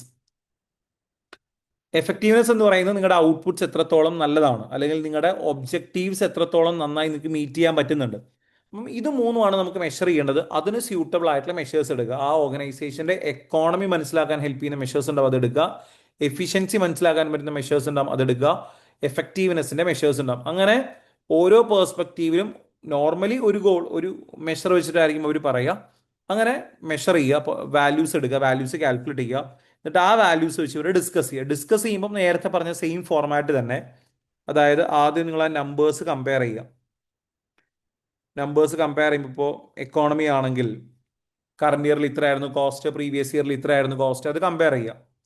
എന്നിട്ട് അതിൽ നിന്ന് എന്താണ് മനസ്സിലാവുന്നത്, അതായത് നല്ലതാണോ, നമ്മൾ എക്കണോമിക്കലാണോ, കോസ്റ്റ് കുറഞ്ഞോ, കോസ്റ്റ് കൂടിയോ, പിന്നെ അതിൻ്റെ റീസൺസ്, ആ ചേഞ്ചിൻ്റെ റീസൺസ് എന്താ. റീസൺ ഒന്നുകിൽ ക്വസ്റ്റനിൽ കറക്റ്റ് ആയിട്ടുണ്ടാവും, അല്ലെങ്കിൽ നിങ്ങൾ അസ്യൂം ചെയ്യാം. അങ്ങനെ എക്കോണമി പേഴ്സ്പെക്റ്റീവിലും എഫിഷ്യൻസിയിലും എഫക്റ്റീവ്നെസ്സിലും നമ്മുടെ പെർഫോമൻസ് എങ്ങനെയുണ്ട് എന്നുള്ളത് ഡിസ്കസ് ചെയ്യുന്നു. ഇത് മൂന്നും ഡിസ്കസ് ചെയ്തതിന് ശേഷം ഏറ്റവും ലാസ്റ്റ് ഒരു കൺക്ലൂഷൻ കൊടുക്കുന്നു. കൺക്ലൂഷൻ എന്ന് പറയുന്നത് ഇത് മൂന്നും മീറ്റ് ചെയ്താൽ, മൂന്നിലും നല്ലതാണെങ്കിൽ, അതായത് ഒരേ സമയത്ത് നമ്മൾ എക്കണോമിക്കലാണ്, എഫിഷ്യൻ്റ് ആണ്, എഫക്റ്റീവ് ആണെങ്കിൽ നമ്മൾ വാല്യൂ ഫോർ മണിയാണ്, ആ ഓർഗനൈസേഷൻ വാല്യൂ ഫോർ മണിയാണ് എന്നൊരു കൺക്ലൂഷൻ നമുക്ക് കൊടുക്കാം. ഏതെങ്കിലും ഒരു ടാർഗറ്റ് മീറ്റ് ആയിട്ടില്ലെങ്കിൽ അതെന്തല്ല, വാല്യൂ ഫോർ മണി അല്ല. ഈ രീതിയിൽ നമ്മൾ എന്ത് ചെയ്യാറുണ്ട്, അവിടുത്തെ കൺക്ലൂഷൻ കൊടുക്കും. ഇതായിരിക്കും വാല്യൂ ഫോർ മണിയുടെ ഒരു ആൻസറിന്റെ ഫോർമാറ്റ് എന്ന് പറയുന്നത്. പിന്നെ പ്രൈവറ്റ് സെക്ടറും പബ്ലിക് സെക്ടറും കഴിഞ്ഞാൽ പിന്നെ വരുന്നത് ഡിവിഷൻസിന്റെ പെർഫോമൻസ് ആണ്. കമ്പനിക്കകത്തെ ഡിഫറെൻറ്റ് ഡിവിഷൻസിന്റെ പെർഫോമൻസ് എങ്ങനെ മെഷർ ചെയ്യാം. ഇപ്പം ഡിവിഷൻസിന്റെ പെർഫോമൻസ് പല രീതിയിൽ മെഷർ ചെയ്യാം. ആ ഡിവിഷന്റെ റെസ്പോൺസിബിലിറ്റി എന്താണോ അതിനനുസരിച്ച്. ഫോർ എക്സാമ്പിൾ, ഇപ്പോൾ ഒരു ഡിവിഷന് കോസ്റ്റ് ആണ് റെസ്പോൺസിബിലിറ്റി എങ്കിൽ അവർ കോസ്റ്റ് മാത്രം നോക്കിയാൽ മതിയെങ്കിൽ കോസ്റ്റിന്റെ ബേസിൽ വേരിയൻസോ കോസ്റ്റ് ഒക്കെ വെച്ച് പെർഫോമൻസ് മെഷർ ചെയ്യാം. അതല്ല അതൊരു പ്രോഫിറ്റ് സെന്റർ ആണെങ്കിൽ പ്രോഫിറ്റ് നോക്കി പെർഫോമൻസ് മെഷർ ചെയ്യാം. അങ്ങനെ നിങ്ങളുടെ ഡിവിഷന്റെ റെസ്പോൺസിബിലിറ്റി എന്താണോ അതിനനുസരിച്ചായിരിക്കും പെർഫോമൻസ് മെഷർമെന്റ് വരിക. ഡിവിഷണൽ പെർഫോമൻസ് മെഷർ ചെയ്യാൻ നമ്മൾ പഠിച്ച നോർമൽ റേഷ്യോസും യൂസ് ചെയ്യാറുണ്ട്. അതായത് ഇപ്പം ROC യൂസ് ചെയ്യാം, അസറ്റ് ടേൺ ഓവർ യൂസ് ചെയ്യാം, ഓപ്പറേറ്റിംഗ് പ്രോഫിറ്റ് മാർജിൻ യൂസ് ചെയ്യാം. അങ്ങനെ നോർമൽ റേഷ്യോസ് യൂസ് ചെയ്യാം. അതിന് പുറമെ നമുക്ക് എക്സ്ട്രാ പഠിക്കാനുള്ള കാര്യം എന്ന് പറഞ്ഞാൽ ആ ഓർഗനൈസേഷനിൽ അല്ലെങ്കിൽ ആ ഒരു ഡിവിഷൻ ഇൻവെസ്റ്റ്മെന്റ് സെന്റർ ആണെങ്കിൽ എന്താണ് ഇൻവെസ്റ്റ്മെന്റ് സെന്റർ? ഒരു സെന്ററിന് പ്രോഫിറ്റ് ഓപ്പറേഷണൽ റെസ്പോൺസിബിലിറ്റിയും പ്ലസ് ഇൻവെസ്റ്റ്മെന്റിന്റെ റെസ്പോൺസിബിലിറ്റിയും റൈറ്റും കൂടെ കൊടുത്താൽ ആ മാനേജർക്ക് അവിടുത്തെ ഓപ്പറേഷണൽ കാര്യങ്ങളെല്ലാം ഡിസൈഡ് ചെയ്യാനും പ്ലസ് അവിടെ എത്ര ഇൻവെസ്റ്റ് ചെയ്യണമെന്ന് തീരുമാനിക്കാനുള്ള റൈറ്റ് ഉണ്ട്. അങ്ങനെ വരുമ്പോഴാണ് അതൊരു ഇൻവെസ്റ്റ്മെന്റ് സെന്റർ ആവുന്നത്. അങ്ങനെ ഒരു ഇൻവെസ്റ്റ്മെന്റ് സെന്ററിന്റെ പെർഫോമൻസ് മെഷർ ചെയ്യാനാണ് നമ്മൾ ഈ ROI RI എന്ന് പറയുന്ന ടെക്നിക്സ് യൂസ് ചെയ്യുന്നത്. അപ്പം ഈ ROIയിലും RIയിലും കോമൺ ആയിട്ടുള്ള കാര്യം എന്ന് പറയുന്നത് നമ്മൾ ആ ഡിവിഷൻസിന്റെ കൺട്രോളബിൾ ഓർ ട്രേസബിൾ പ്രോഫിറ്റ് ആയിരിക്കും ജനറലി നോക്കുക. കൺട്രോളബിൾ ഓർ ട്രേസബിൾ പ്രോഫിറ്റ്, അതായത് ഒരു മാനേജർക്ക് കൺട്രോൾ ചെയ്യാൻ പറ്റുന്ന, അയാളുടെ ഇൻഫ്ലുവൻസിൽ അയാൾക്ക് കൂട്ടാനോ കുറയ്ക്കാനോ പറ്റുന്ന പ്രോഫിറ്റോ അല്ലെങ്കിൽ ഒരു ഡിവിഷനിലേക്ക് ട്രേസ് ചെയ്യാൻ പറ്റുന്ന ട്രേസബിൾ ആയിട്ടുള്ള പ്രോഫിറ്റ്സ് ആണ് നോർമലി യൂസ് ചെയ്യുക. Controllable or traceable profit. ആ പ്രോഫിറ്റ് എന്ന് പറയുന്നത് എപ്പോഴും PBIT ആണ് ജനറലി യൂസ് ചെയ്യുക. ഒരു ഡിവിഷന്റെ പെർഫോമൻസ് മെഷർ ചെയ്യാൻ എപ്പോഴും PBIT ആണ് യൂസ് ചെയ്യുക. അതായത് ആ വർഷത്തെ എല്ലാ ഓപ്പറേഷണൽ എക്സ്പെൻസസും കഴിഞ്ഞ് വരുന്ന ഫൈനലി വരുന്ന പ്രോഫിറ്റ്. അപ്പോൾ പലപ്പോഴും ക്വസ്റ്റനിൽ ഡിപ്രീസിയേഷൻ വെച്ച് കൺഫ്യൂഷൻ കൊണ്ടുവരാറുണ്ട്. ഡിപ്രീസിയേഷൻ മൈനസ് ചെയ്യണോ? അപ്പോൾ ഓർക്ക, ഡിപ്രീസിയേഷനും കൂടെ മൈനസ് ചെയ്തിട്ട് മാനേജറുടെ കൺട്രോളിൽ വരുന്ന അസറ്റ്സിന്റെ ഡിപ്രീസിയേഷൻ കൂടെ മൈനസ് ചെയ്തിട്ടായിരിക്കും നമ്മൾ ഇതിലേക്ക് വരിക, PBITയിലേക്ക് വരിക. അപ്പം സാധാരണ നമ്മൾ അക്കൗണ്ട്സ് P&L പ്രിപ്പയർ ചെയ്യുന്ന ഒരു കോൺസെപ്റ്റിൽ ആ ഓർഗനൈസേഷന്റെ അല്ലെങ്കിൽ ആ ഡിവിഷന്റെ എല്ലാ ഓപ്പറേഷണൽ എക്സ്പെൻസും കഴിഞ്ഞു വരുന്ന പ്രോഫിറ്റ്, എന്നാൽ ഇൻട്രസ്റ്റും ടാക്സും മൈനസ് ചെയ്യുന്നില്ല, ഈ എമൗണ്ട് ആയിരിക്കും നമ്മൾ നോർമലി എടുക്കുക. പിന്നെ നമുക്ക് അവിടുത്തെ ഇൻവെസ്റ്റ്മെന്റിന്റെ വാല്യൂ അല്ലെങ്കിൽ ക്യാപിറ്റൽ എംപ്ലോയിഡ് എടുക്കണം. ക്യാപിറ്റൽ എംപ്ലോയിഡ് അല്ലെങ്കിൽ ഇൻവെസ്റ്റ്മെന്റ് ഓർ നെറ്റ് അസറ്റ്സ് എന്ന് പറയുന്ന വാല്യൂ എടുക്കും നമ്മൾ. ഈ വാല്യൂ ആയിരിക്കും നമ്മൾ പെർഫോമൻസ് മെഷർമെന്റിൽ ഇപ്പം ROIയിലാണെങ്കിലും RIയിലാണെങ്കിലും നമ്മൾ എടുക്കുക. പ്രോഫിറ്റ് എടുക്കും, പിന്നെ ക്യാപിറ്റൽ എംപ്ലോയിഡ് എന്ന് പറയുന്ന വാല്യൂ. ക്യാപിറ്റൽ എംപ്ലോയിഡ് എന്ന് പറഞ്ഞാൽ ഒന്നുകിൽ നമുക്ക് എന്ത് ചെയ്യാം, ഓപ്പണിംഗ് ക്യാപിറ്റൽ എംപ്ലോയിഡോ ക്ലോസിംഗ് ക്യാപിറ്റൽ എംപ്ലോയിഡോ അല്ലെങ്കിൽ മിഡ് ഇയർ ക്യാപിറ്റൽ എംപ്ലോയിഡോ എടുക്കാം. നോർമലി നമ്മൾ equity plus non current liability equation use ചെയ്യുന്നുണ്ട്, അല്ലെങ്കിൽ നെറ്റ് അസറ്റ്സിന്റെ equation total assets minus current liabilities എന്ന ഇക്വേഷൻ എടുക്കാറുണ്ട്. ഇത് ഏതാണെങ്കിലും ഓക്കെ ആണ്. ഇനി ROI RI യൂസ് ചെയ്യുന്ന സമയത്ത് എന്തൊക്കെ ക്വസ്റ്റ്യൻസ് ആണ്, ഏതൊക്കെ രീതിയിൽ എക്സാമിന് ക്വസ്റ്റ്യൻ ചോദിക്കാം. ഇപ്പം നമ്മൾ നേരത്തെ പറഞ്ഞ പോലെ തന്നെ ചിലപ്പം എക്സ്പ്ലെയിൻ എന്നുള്ള രീതിയിൽ ക്വസ്റ്റ്യൻ വരാം. എക്സ്പ്ലെയിൻ ROI RI എന്ന രീതിയിലുള്ള ക്വസ്റ്റ്യൻസ് വരാം. അതിൻ്റെ അഡ്വാൻറ്റേജും ഡിസഡ്വാൻറ്റേജും ചോദിക്കാം. ഓരോ ടെക്നിക്കിൻ്റെയും അഡ്വാൻറ്റേജും ഡിസഡ്വാൻറ്റേജും ചോദിക്കാം. ഡയറക്റ്റ് ക്വസ്റ്റ്യൻസ് ചോദിക്കാം. പിന്നെ ഒരു ക്വസ്റ്റ്യനിലേക്ക് അത് കണക്ട് ചെയ്തിട്ട് കാൽക്കുലേറ്റ് ചെയ്യാൻ പറയും. ചിലപ്പോൾ ROI RI കാൽക്കുലേറ്റ് ചെയ്യാനായിട്ട് പറയും. പിന്നെ അത് യൂസ് ചെയ്തിട്ടുള്ള ഇൻവെസ്റ്റ്മെന്റ് ഡിസിഷൻസ് ചോദിക്കും.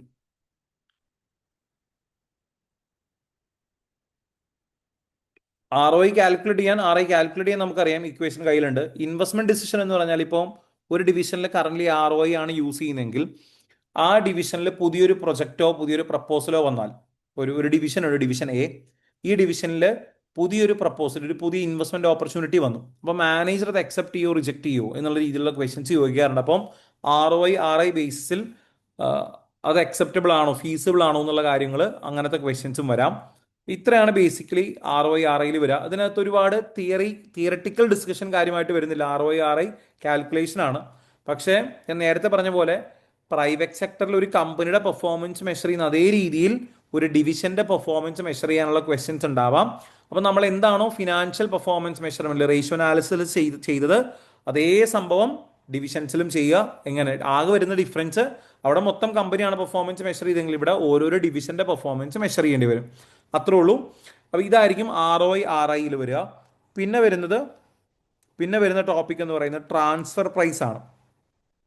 ട്രാൻസ്ഫർ പ്രൈസ് എന്ന് പറയുന്നത് നമ്മുടെ ഡിവിഷൻസ് തമ്മിൽ എന്തെങ്കിലും ട്രാൻസ്ഫർ നടക്കുന്ന സമയത്ത് ഒരു ഡിവിഷനിൽ നിന്ന് മറ്റൊരു ഡിവിഷനിലേക്ക് എന്തെങ്കിലും ഗുഡ്സോ സർവീസസോ കൊടുക്കുമ്പോൾ അത് ഇന്റേണലി സെറ്റ് ചെയ്യുന്ന ഒരു പ്രൈസാണ്. ഇത് നോർമലി സെറ്റ് ചെയ്യേണ്ടി വരുന്നത് ഈ ട്രാൻസ്ഫർ നടക്കുന്ന ഡിവിഷൻസ് either ഒരു പ്രോഫിറ്റ് സെന്ററോ ഇൻവെസ്റ്റ്മെന്റ് സെന്ററോ ആകുമ്പോൾ മാത്രമുള്ളൂ. അതായത് ഡിവിഷൻസിന്റെ പ്രോഫിറ്റ് നിങ്ങൾ മെഷർ ചെയ്യുന്നുണ്ടെങ്കിൽ മാത്രമേ ശരിക്കും അവിടെ ട്രാൻസ്ഫർ പ്രൈസിനൊരു റെലവൻസ് വരുന്നുള്ളൂ. ട്രാൻസ്ഫർ പ്രൈസിന്റെ ക്വസ്റ്റ്യൻസ് എങ്ങനെയൊക്കെ വരാം? ട്രാൻസ്ഫർ പ്രൈസിന് 3 ക്വസ്റ്റ്യൻസ് വരാം. ഒന്ന്, കാൽക്കുലേറ്റ് ട്രാൻസ്ഫർ പ്രൈസ്. ഒരു മെത്തേഡ് വെച്ച് ട്രാൻസ്ഫർ പ്രൈസ് കാൽക്കുലേറ്റ് ചെയ്യാൻ പറയാം. പിന്നെ ഡിവിഷണൽ പ്രോഫിറ്റ്സ് കാൽക്കുലേറ്റ് ചെയ്യാൻ പറയാം. ഡിവിഷണൽ പ്രോഫിറ്റ്സ് പ്ലസ് കമ്പനിയുടെ മൊത്തം പ്രോഫിറ്റ്സ് കാൽക്കുലേറ്റ് ചെയ്യാൻ പറയാം. പിന്നെ അതിൻ്റെ ഇമ്പാക്റ്റ് അല്ലെങ്കിൽ അതിൻ്റെ ഡിസ്കഷൻ ഉണ്ടാകും. കറന്റ് യൂസ് ചെയ്യുന്ന ഒരു ട്രാൻസ്ഫർ പ്രൈസിങ് പോളിസിയുടെ പോസിറ്റീവ്സും നെഗറ്റീവ്സും ഒക്കെ ചോദിക്കാം. ഈ 3 ക്വസ്റ്റ്യൻസ് ആണ് വരാം. ഇനി ട്രാൻസ്ഫർ പ്രൈസിന്റെ കാൽക്കുലേഷൻ വരുന്ന സമയത്ത് കാൽക്കുലേറ്റ് ചെയ്യാനാണ് പറയുന്നതെങ്കിൽ ശ്രദ്ധിക്കേണ്ട കാര്യം, നമ്മൾ അവിടെ ട്രാൻസ്ഫർ പ്രൈസ് കാൽക്കുലേറ്റ് ചെയ്യുമ്പോൾ ആദ്യം നോക്കേണ്ടത് അവിടെ നമുക്കൊരു എക്സ്റ്റേണൽ മാർക്കറ്റ് ഉണ്ടോ എന്നുള്ളതാണ്. ചിലപ്പം ഇന്റേണലി ട്രാൻസ്ഫർ ചെയ്യുന്ന ഐറ്റത്തിന്, അതായത് ഡിവിഷൻ എയിൽ നിന്ന് ഡിവിഷൻ ബിയിലേക്ക് ഒരു ഐറ്റം കൊടുക്കുന്നുണ്ട് ഇന്റേണലി, അതിന് എക്സ്റ്റേണൽ മാർക്കറ്റ് ഇല്ല എന്ന് വിചാരിക്കുക. അതായത് പുറത്തുനിന്ന് അത് വാങ്ങാനോ പുറത്തേക്ക് വിൽക്കാനോ പറ്റില്ലെങ്കിൽ ട്രാൻസ്ഫർ പ്രൈസ് പിന്നെ ബേസ്ഡ് ഓൺ കോസ്റ്റ് ആയിരിക്കും. Transfer price based on cost ആയിരിക്കും. ആ കോസ്റ്റ് എന്ന് പറയുന്നത് ചിലപ്പോൾ ഫുൾ കോസ്റ്റ് വരാം, അല്ലെങ്കിൽ വേരിയബിൾ കോസ്റ്റ്, മാർജിനൽ കോസ്റ്റ് വരാം, അതിൻ്റെ മേലെ പ്രോഫിറ്റ് ആഡ് ചെയ്യാം. അപ്പം അത് ക്വസ്റ്റ്യനിൽ കൃത്യമായിട്ട് അവർ പറയും. നിങ്ങൾ ഇന്റേണലി ട്രാൻസ്ഫർ ചെയ്യുന്ന ഐറ്റത്തിന് ഒരു എക്സ്റ്റേണൽ മാർക്കറ്റ് ഇല്ലെങ്കിൽ പലപ്പോഴും കോസ്റ്റ് ആയിരിക്കും യൂസ് ചെയ്യുക. അപ്പോൾ ആ കോസ്റ്റ് എത്രയാണ്, അല്ലെങ്കിൽ മീൻസ് കോസ്റ്റ് പ്ലസ് എത്ര പ്രോഫിറ്റ് ആണ് എടുക്കേണ്ടത് എന്നുള്ളത് കൃത്യമായിട്ട് ക്വസ്റ്റ്യനിൽ പറയും. അത് ഫുൾ കോസ്റ്റ് ആണോ വേരിയബിൾ കോസ്റ്റ് ആണോ പ്ലസ് പ്രോഫിറ്റ് പെർസെൻറ്റേജ് എത്രയാണെന്നുള്ളത് ക്വസ്റ്റ്യനിൽ പറയും. അതിൽ നമ്മുടെ ഡിസിഷൻ മേക്കിങ്ങിൻ്റെ ആവശ്യമില്ല.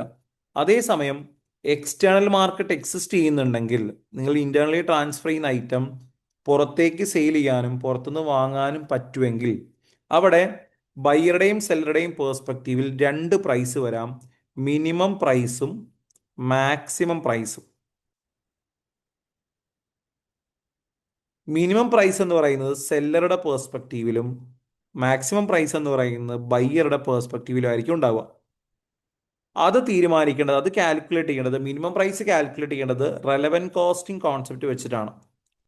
അതായത് ഇന്റേണലി ഒരു സാധനം കൊടുക്കുമ്പം അയാൾക്കുണ്ടാവുന്ന relevant cost generally variable cost plus opportunity cost ആയിരിക്കും അവിടെ വരിക. മാക്സിമം പ്രൈസ് ആണെങ്കിൽ ബയ്യറെ സംബന്ധിച്ച് മാക്സിമം എത്ര വരെ കൊടുക്കാൻ പറ്റും എന്ന് ചോദിച്ചാൽ എക്സ്റ്റേണൽ പ്രൈസ് എന്താണോ, എക്സ്റ്റേണൽ പർച്ചേസ് പ്രൈസ് ആയിരിക്കും അയാളുടെ മാക്സിമം പ്രൈസ്. സോ ഈ ഒരു കോൺസെപ്റ്റിലായിരിക്കും നമ്മൾ ട്രാൻസ്ഫർ പ്രൈസ് കാൽക്കുലേറ്റ് ചെയ്യുക. അപ്പം എക്സ്റ്റേണൽ മാർക്കറ്റ് ഇല്ലെങ്കിൽ ക്വസ്റ്റ്യൻ തന്നെ നന്നായി വായിക്കുക. അതിൽ എവിടെയെങ്കിലും പറഞ്ഞിട്ടുണ്ടാവും എങ്ങനെയാണ് പിന്നെ ട്രാൻസ്ഫർ പ്രൈസ് സെറ്റ് ചെയ്യേണ്ടതെന്നുള്ളത്. എക്സ്റ്റേണൽ മാർക്കറ്റ് ഉണ്ടെങ്കിൽ ഒരു ഐഡിയൽ ട്രാൻസ്ഫർ പ്രൈസ് എന്ന് പറയുന്നത് മിനിമം പ്രൈസിന്റെയും മാക്സിമം പ്രൈസിന്റെയും ഇടയിലുള്ള ഒരു പ്രൈസ് ആയിരിക്കും. അപ്പം മിനിമം പ്രൈസ് എന്ന് പറയുന്നത് സെല്ലറെ സംബന്ധിച്ച് അയാളുടെ റെലവൻറ്റ് കോസ്റ്റിംഗ് വെച്ചിട്ട് ഏറ്റവും മിനിമം കിട്ടേണ്ട പ്രൈസ് എന്താണ്. മാക്സിമം പ്രൈസ് എന്ന് പറയുന്നത് വാങ്ങുന്ന ആളെ സംബന്ധിച്ച് പുറത്തുനിന്ന് എത്രയ്ക്ക് വാങ്ങാൻ പറ്റും. ഇതാണ് ഏറ്റവും സിമ്പിൾ ആയിട്ട് പറഞ്ഞാൽ ട്രാൻസ്ഫർ പ്രൈസ് കാൽക്കുലേഷന്റെ റൂൾസ്. അപ്പം ഈ റൂൾസ് വെച്ച് ട്രാൻസ്ഫർ പ്രൈസ് കാൽക്കുലേറ്റ് ചെയ്യേണ്ടി വരും.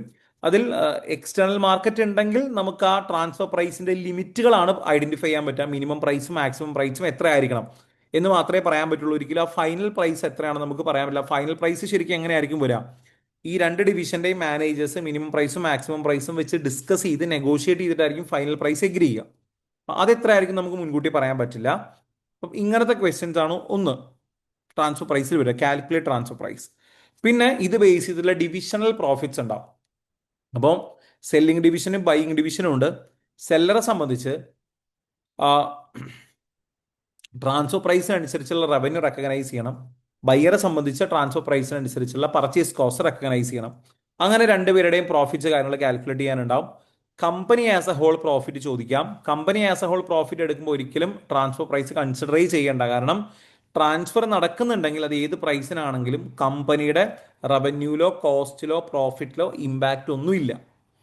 അപ്പം ആരൊക്കെയാണോ ട്രാൻസ്ഫറിൽ ഇൻവോൾവ് ചെയ്യുന്ന ആൾക്കാർ, ഡിവിഷൻസ്, അവരുടെ റവന്യൂ കോസ്റ്റ് പ്രോഫിറ്റ് മാറാം. Company as a whole profit റവന്യൂലോ കോസ്റ്റിലോ പ്രോഫിറ്റിലോ ഒരു ചേഞ്ചും ഉണ്ടാവില്ല. ട്രാൻസ്ഫർ പ്രൈസ് മാറിയാലും കമ്പനിയുടെ എമൗണ്ട്സിൽ മാറ്റമൊന്നുമില്ല. പിന്നെ ഒരു കറണ്ട് ട്രാൻസ്ഫർ പ്രൈസ് സിസ്റ്റത്തിന്റെ അല്ലെങ്കിൽ ഒരു ട്രാൻസ്ഫർ പ്രൈസ് സിസ്റ്റത്തിന്റെ പോസിറ്റീവ്സും നെഗറ്റീവ്സും ചോദിക്കാം. അപ്പോൾ പലപ്പോഴും അതുകൊണ്ടുണ്ടാവുന്ന പോസിറ്റീവ് എന്ന് പറയുന്നത് മാനേജേഴ്സ്, ഏതെങ്കിലുമൊക്കെ സെക്ഷനിലെ ഡിവിഷനിലെ മാനേജേഴ്സ് മോട്ടിവേറ്റഡ് ആയിരിക്കും. ചിലപ്പം ഓപ്പോസിറ്റ് ആയിട്ട് പറഞ്ഞാൽ ഡീമോട്ടിവേറ്റഡ് ആവാൻ ചാൻസ് ഉണ്ട്. ചിലപ്പോൾ അതൊരു ഫെയർ ട്രാൻസ്ഫർ പ്രൈസ് ആയിരിക്കില്ല. അപ്പം അങ്ങനെ ആ സിറ്റുവേഷൻ നോക്കി അവിടുത്തെ പോസിറ്റീവ്സും നെഗറ്റീവ്സും എന്ത് ചെയ്യേണ്ടി വരും, ഡിസ്കസ് ചെയ്യേണ്ടി വരും. ഇങ്ങനത്തെ ക്വസ്റ്റ്യൻസ് ട്രാൻസ്ഫർ പ്രൈസിൽ നിന്ന് വരാം. സോ ഇത്രയാണ് നമ്മുടെ പെർഫോമൻസ് മെഷർമെന്റിലെ മൊത്തം ടോപ്പിക്സ് എന്ന് പറയുന്നത്. അപ്പം നമ്മൾ ആദ്യമേ തന്നെ പെർഫോമൻസ് മെഷർമെന്റ് ഇപ്പോൾ എന്തുകൊണ്ടാണ് ഡിസ്കസ് ചെയ്തത്? എക്സാമിന് ഏറ്റവും കൂടുതൽ വെയിറ്റേജ് ഉള്ള ഒരു ഏരിയ എന്ന് പറയുന്നത് പെർഫോമൻസ് മെഷർമെന്റ് ആണ്. അപ്പോൾ ഇത്രയും ടോപ്പിക്സ് ആണ് ഒരു സെക്ഷൻ സിയിൽ എങ്ങനെ ക്വസ്റ്റ്യൻസ് വരാം, എങ്ങനെ ആൻസർ ചെയ്യണം എന്നുള്ളതാണ് പറഞ്ഞത്. പെർഫോമൻസ് മെഷർമെന്റ് കഴിഞ്ഞാൽ പിന്നെ നമുക്ക് വെയിറ്റേജ് ഉള്ള ഏരിയ എന്ന് പറയുന്നത് ഡിസിഷൻ മേക്കിംഗ് ടെക്നിക്സ് ആണ്. സിലബസിലെ section C decision making techniques, അതിലെ ചാപ്റ്റേഴ്സ് നോക്കിയാൽ റെലവൻറ്റ് കോസ്റ്റിംഗിന്റെ തന്നെ 2 ചാപ്റ്റർ ഉണ്ട്. പിന്നെ CVP ഉണ്ട്, ലിമിറ്റിംഗ് ഫാക്ടർ ഉണ്ട്, പ്രൈസിംഗ് ഉണ്ട്, റിസ്ക് ആൻഡ് അൺസർട്ടിനിറ്റി ഉണ്ട്. ഇത്രയും ചാപ്റ്റേഴ്സ് ആണ് ഡിസിഷൻ മേക്കിങ്ങിൽ വരുന്നത്. പിന്നെ ആ ഒരു സെക്ഷൻ കഴിഞ്ഞാൽ പിന്നെ വെയിറ്റേജ് വരുന്ന ഈ സെക്ഷനിലാണ്. പക്ഷേ ഒരു സെക്ഷൻ മൊത്തത്തിലാണ്, അതായത് അതിൽ തന്നെ കുറേ ചാപ്റ്റേഴ്സ് ഉണ്ട്, അതിൽ തന്നെ കുറേ ടോപ്പിക്സ് ഉണ്ട്. അപ്പം ഇതിലേതിന്ന് വേണമെങ്കിലും എന്ത് ചെയ്യാം, അടുത്തൊരു സെക്ഷൻ സീക്വൻഷൻ ചോദിക്കാം. അതിൽ 1 by 1 ടോപ്പിക്സിലേക്ക് വരികയാണെങ്കിൽ, ഇപ്പം ഓരോ ചാപ്റ്ററിലേക്ക് വരികയാണെങ്കിൽ ആദ്യം റെലവൻറ്റ് കോസ്റ്റിംഗിന്റെ 2 ചാപ്റ്റർ ഉണ്ട്.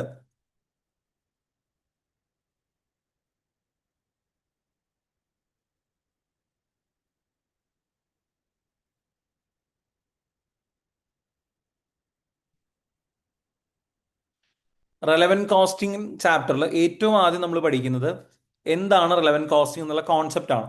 അപ്പോൾ റെലവൻറ്റ് കോസ്റ്റിംഗ് കോൺസെപ്റ്റ് ഇത്രയേ ഉള്ളൂ. ഒരു ഡിസിഷൻ മേക്കിംഗ് ടൂൾ ആയിട്ട് നമ്മൾ പറയുന്നതാണ്.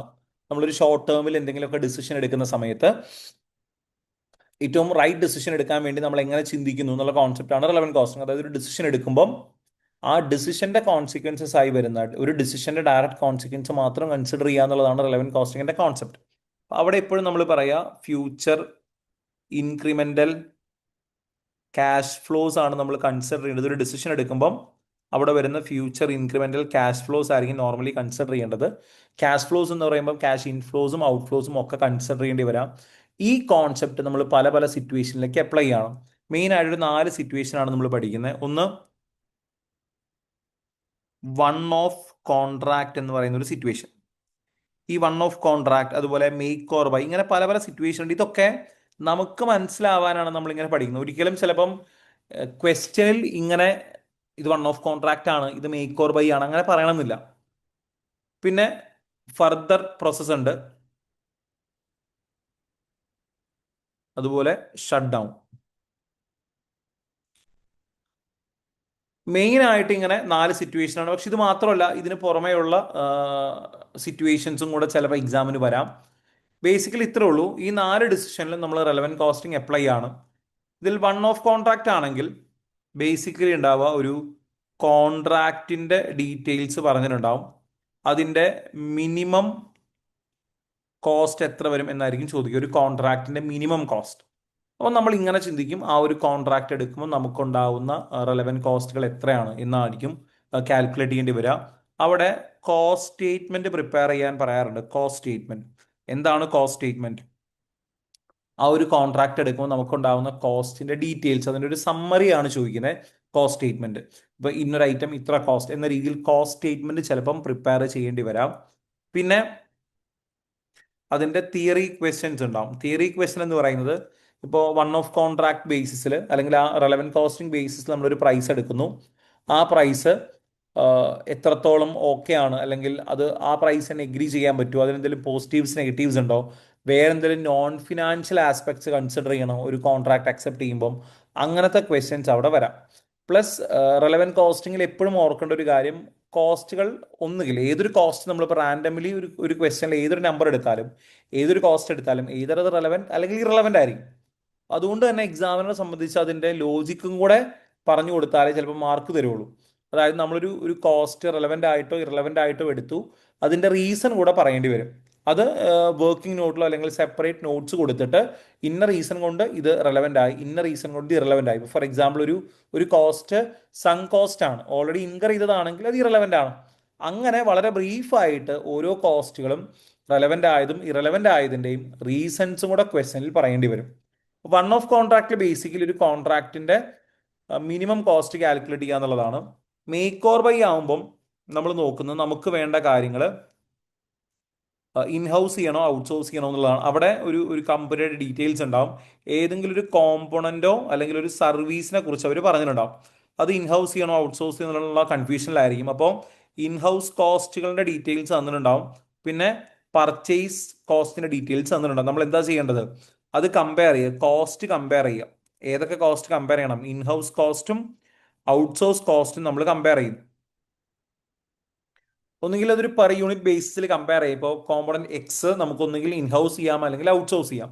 ഇൻഹൗസ് ചെയ്താൽ ഒരു യൂണിറ്റിന് ഇത്ര വരും, ഔട്ട്സോഴ്സ് ചെയ്താൽ ഒരു യൂണിറ്റിന് ഇത്ര വരും. അതിലെ ചീപ്പർ ഓപ്ഷൻസ് ആയിരിക്കും നോർമലി നമ്മൾ സെലക്ട് ചെയ്യുക മേക്ക് ഓർ ബൈയിൽ. ഇവിടെയും നമുക്ക് എന്ത് ചെയ്യാം? തിയറി ക്വസ്റ്റ്യൻസ് വരാം. ഇവിടുത്തെ തിയറി ക്വസ്റ്റ്യൻ എന്ന് പറയുന്നത് മേക്ക് ഓർ ബൈ ഡിസിഷനിൽ നോൺ ഫിനാൻഷ്യൽ ഫാക്ടേഴ്സ് നമ്മൾ കൺസിഡർ ചെയ്യേണ്ട അതർ ഫാക്ടേഴ്സ് ചോദിക്കാറുണ്ട്. വേറെ എന്തൊക്കെ ഫാക്ടേഴ്സ് നമ്മൾ കൺസിഡർ ചെയ്യണം, അങ്ങനത്തെ ക്വസ്റ്റ്യൻസ് ചോദിക്കാറുണ്ട് മേക്ക് ഓർ ബൈയിൽ. പിന്നെ മേക്ക് ഓർ ബൈയിൽ തന്നെ വിത്ത് ലിമിറ്റിംഗ് ഫാക്ടർ സിറ്റുവേഷൻ വരാം. With limiting factor, make or buy with single limiting factor എന്ന് വെച്ചാൽ നമുക്ക് ഇൻഹൗസ് ചെയ്യുന്നതാണ് ലാഭം, പക്ഷേ ഇൻഹൗസ് ചെയ്യാൻ ചിലപ്പം എന്തെങ്കിലും റെസ്ട്രിക്ഷൻ ഉണ്ടാവും, ഏതെങ്കിലും റിസോഴ്സസ് ലിമിറ്റഡ് ആയിരിക്കും. അപ്പം നമ്മൾ ലിമിറ്റിംഗ് റിസോഴ്സിന്റെ ബെസ്റ്റ് യൂട്ടിലൈസേഷൻ ഐഡന്റിഫൈ ചെയ്യേണ്ടി വരും. അപ്പം ഏറ്റവും ബെസ്റ്റ് സേവിങ്സ് വരുന്നത് ഇൻഹൗസ്, ഏറ്റവും ബെസ്റ്റ് സേവിങ്സ് അല്ലെങ്കിൽ കോസ്റ്റ് ഏറ്റവും കുറവ് വരുന്നത് വേണം എന്ത് ചെയ്യാൻ? നമ്മൾ ആദ്യം ഇൻഹൗസ് ചെയ്യാനായിട്ട്. ഇതായിരിക്കും വിത്ത് ലിമിറ്റിംഗ് ഫാക്ടർ വരിക. ഇതും ചിലപ്പോൾ ക്വസ്റ്റ്യൻസ് ഒരു സെക്ഷൻ സി ക്വസ്റ്റ്യനിൽ വരാറുണ്ട്. അപ്പോൾ make or buy without limiting ഫാക്ടറും വിത്ത് ലിമിറ്റിംഗ് ഫാക്ടറും വരാം. ഇൻഹൗസ് ഔട്ട്സോഴ്സ് കോസ്റ്റ് കമ്പയർ ചെയ്ത് ചീപ്പർ ഓപ്ഷൻ എടുക്കുന്നു. ഇതിന് പുറമെ നോൺ ഫിനാൻഷ്യൽ ആസ്പെക്റ്റും അതർ ഫാക്ടേഴ്സും കൂടെ കൺസിഡർ ചെയ്തുകൊണ്ടുള്ള ക്വസ്റ്റ്യൻസ് വരാം. പിന്നെ ഫർദർ പ്രോസസ് ഉണ്ട്. ഫർദർ പ്രോസസ്സിൽ ബേസിക്കലി ഇത്രയേ ഉള്ളൂ. ജോയിൻ പ്രൊഡക്റ്റ് ഉണ്ടാവും. ഈ ജോയിൻ പ്രൊഡക്റ്റ് ഫർദർ പ്രോസസ് ചെയ്യണോ വേണ്ടയോ എന്നുള്ളതാണ് ഇവിടെ നോക്കുന്നത്. അതായത് നമുക്ക് കിട്ടുന്ന ഒരു ഐറ്റം ആ ഫോമിൽ തന്നെ സെയിൽ ചെയ്യണോ അതോ കുറച്ചും കൂടെ മുന്നോട്ട് പോയിട്ട് കുറച്ചും കൂടി ബെറ്റർ പ്രൊഡക്റ്റ് ആക്കി സെയിൽ ചെയ്യണോ എന്നുള്ളതാണ് ക്വസ്റ്റ്യൻ. അവിടെ നമ്മൾ യൂഷ്വലി ചെയ്യുക, അവിടെ ഇൻക്രിമെന്റൽ പ്രോഫിറ്റ് ആയിരിക്കും നമ്മൾ നോക്കുക. ഇൻക്രിമെന്റൽ പ്രോഫിറ്റ് എന്ന് പറഞ്ഞാൽ നമുക്ക് കിട്ടുന്ന ഒരു പ്രൊഡക്റ്റ് അതിന്റെ ഇനീഷ്യൽ ഫോമിൽ സെയിൽ ചെയ്താൽ കിട്ടാൻ പോകുന്ന റവന്യൂ, അതുപോലെ ഫർദർ പ്രോസസ് ചെയ്താൽ കിട്ടാൻ പോകുന്ന അഡീഷണൽ റവന്യൂ, അതായത് ഇൻക്രിമെന്റൽ റവന്യൂ നമ്മൾ നോക്കും, ഇൻക്രിമെന്റൽ കോസ്റ്റ് നോക്കും. അങ്ങനെ റവന്യൂ ആണ് കൂടുതലെങ്കിൽ അവിടെ പ്രോഫിറ്റ് ഉണ്ട്, നമുക്ക് എന്ത് ചെയ്യാം? ആ ഫർദർ പ്രോസസ്സിംഗ് ഡിസിഷൻ എടുക്കാം. ഇതാണ് ഫർദർ പ്രോസസ്സിന്റെ ബേസിക് കോൺസെപ്റ്റ്. ഇവിടെയും തിയറി ക്വസ്റ്റ്യൻസ് വരാം. ഇവിടെ കൺസിഡർ ചെയ്യേണ്ട അതർ ഫാക്ടേഴ്സ് നമ്മളൊരു നോൺ ഫിനാൻഷ്യൽ ഒരു ഫർദർ പ്രോസസ്സിംഗ് ഡിസിഷനിൽ കോസ്റ്റിന് പുറമെ പ്രോഫിറ്റിന് പുറമെ കൺസിഡർ ചെയ്യേണ്ട വേറെ എന്തെങ്കിലും ഫാക്ടേഴ്സ് ഉണ്ടോ, അതും ചിലപ്പോൾ എന്ത് ചെയ്യാം? ക്വസ്റ്റനിൽ ചോദിക്കാം. പിന്നെ ഷട്ട് ഡൗൺ ഡിസിഷൻ ഉണ്ട്. ഏതെങ്കിലും ഒരു ഡിപ്പാർട്ട്മെന്റോ പ്രൊഡക്റ്റോ ഡിസ്കണ്ടിന്യൂ ചെയ്യണോ എന്നുള്ളതായിരിക്കും അവിടുത്തെ ക്വസ്റ്റ്യൻ. അപ്പം അതിന്റെ ഡീറ്റെയിൽസ് കാര്യങ്ങളൊക്കെ തന്നിട്ടുണ്ടാകും. നമ്മൾ നോക്കേണ്ടത് ഷട്ട് ഡൗൺ ചെയ്യുമ്പോൾ ഉണ്ടാകുന്ന ബെനിഫിറ്റ്സും കോസ്റ്റ് ബെനിഫിറ്റ്സും അഡീഷണൽ കോസ്റ്റുകളും കമ്പയർ ചെയ്യുക. നമ്മളൊരു പ്രൊഡക്റ്റ് ഡിസ്കണ്ടിന്യൂ ചെയ്താൽ ഉണ്ടാവുന്ന അഡീഷണൽ കോസ്റ്റും അഡീഷണൽ ബെനിഫിറ്റും കമ്പയർ ചെയ്തിട്ട് ഏതാണോ ബെസ്റ്റ് എന്ന് നോക്കുക. അതിനനുസരിച്ച് ഷട്ട് ഡൗൺ ചെയ്യാം അല്ലെങ്കിൽ കണ്ടിന്യൂ ചെയ്യാം എന്നുള്ള ഡിസിഷൻസ് എടുക്കും. ഇവിടെയും എന്ത് വരാം? തിയറി ഫാക്ടേഴ്സ് കൺസിഡർ ചെയ്യേണ്ടി വരാം. തിയറിറ്റിക്കൽ ഫാക്ടേഴ്സ് ലൈക്ക് നമ്മളൊരു ഡിപ്പാർട്ട്മെന്റ് ഷട്ട് ഡൗൺ ചെയ്യുമ്പോൾ അവിടുത്തെ എംപ്ലോയീസിന്റെ കാര്യങ്ങൾ അല്ലെങ്കിൽ കസ്റ്റമേഴ്സിന്റെ കാര്യങ്ങൾ, ഇങ്ങനത്തെ കാര്യങ്ങളും കൂടെ ചിലപ്പോൾ എന്ത് ചെയ്യേണ്ടി വരാം? കൺസിഡർ ചെയ്യേണ്ടി വരാം. ഇത്രയൊക്കെയാണ് ബേസിക്കലി ഇവിടുത്തെ ഡിസിഷൻസ് ആയിട്ട് നമുക്ക് പഠിക്കാനുള്ളത്.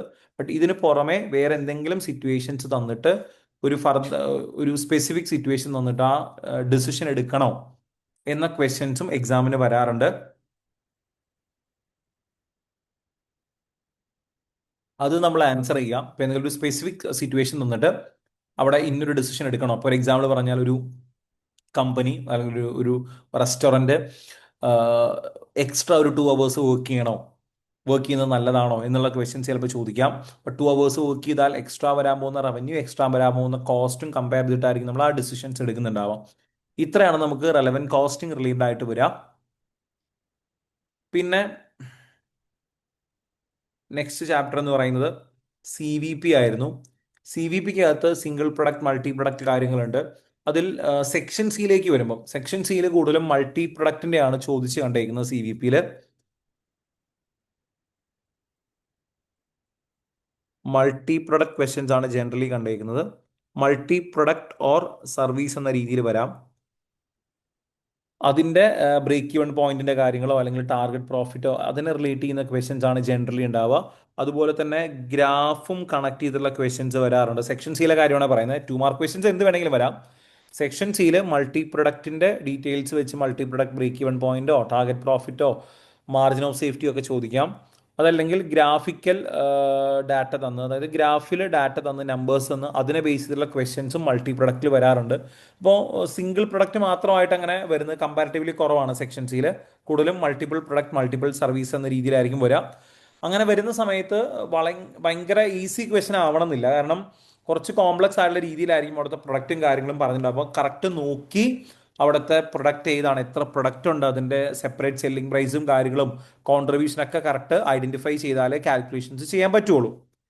ഇതാണ് CVPയിൽ വരിക. അതിലൊന്നും നമുക്കൊരു സ്പെസിഫിക് ഫോർമാറ്റ് ഒന്നും പറയാൻ പറ്റില്ല. കാരണം എന്താണോ ക്വസ്റ്റൻ അതിനനുസരിച്ച് ചെയ്യേണ്ടി വരും.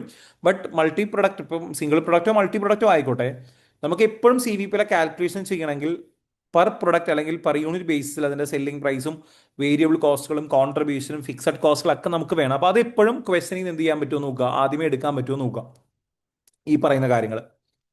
പിന്നെ ലിമിറ്റിംഗ് ഫാക്ടേഴ്സ് ഉണ്ട്. ലിമിറ്റിംഗ് ഫാക്ടറിൽ സിംഗിൾ ലിമിറ്റിംഗ് ഫാക്ടറും മൾട്ടി ലിമിറ്റിംഗ് ഫാക്ടറും എന്ത് ചെയ്യാം, സെക്ഷൻ സിയിൽ ചോദിക്കാം. ലിമിറ്റിംഗ് ഫാക്ടറിൽ തന്നെ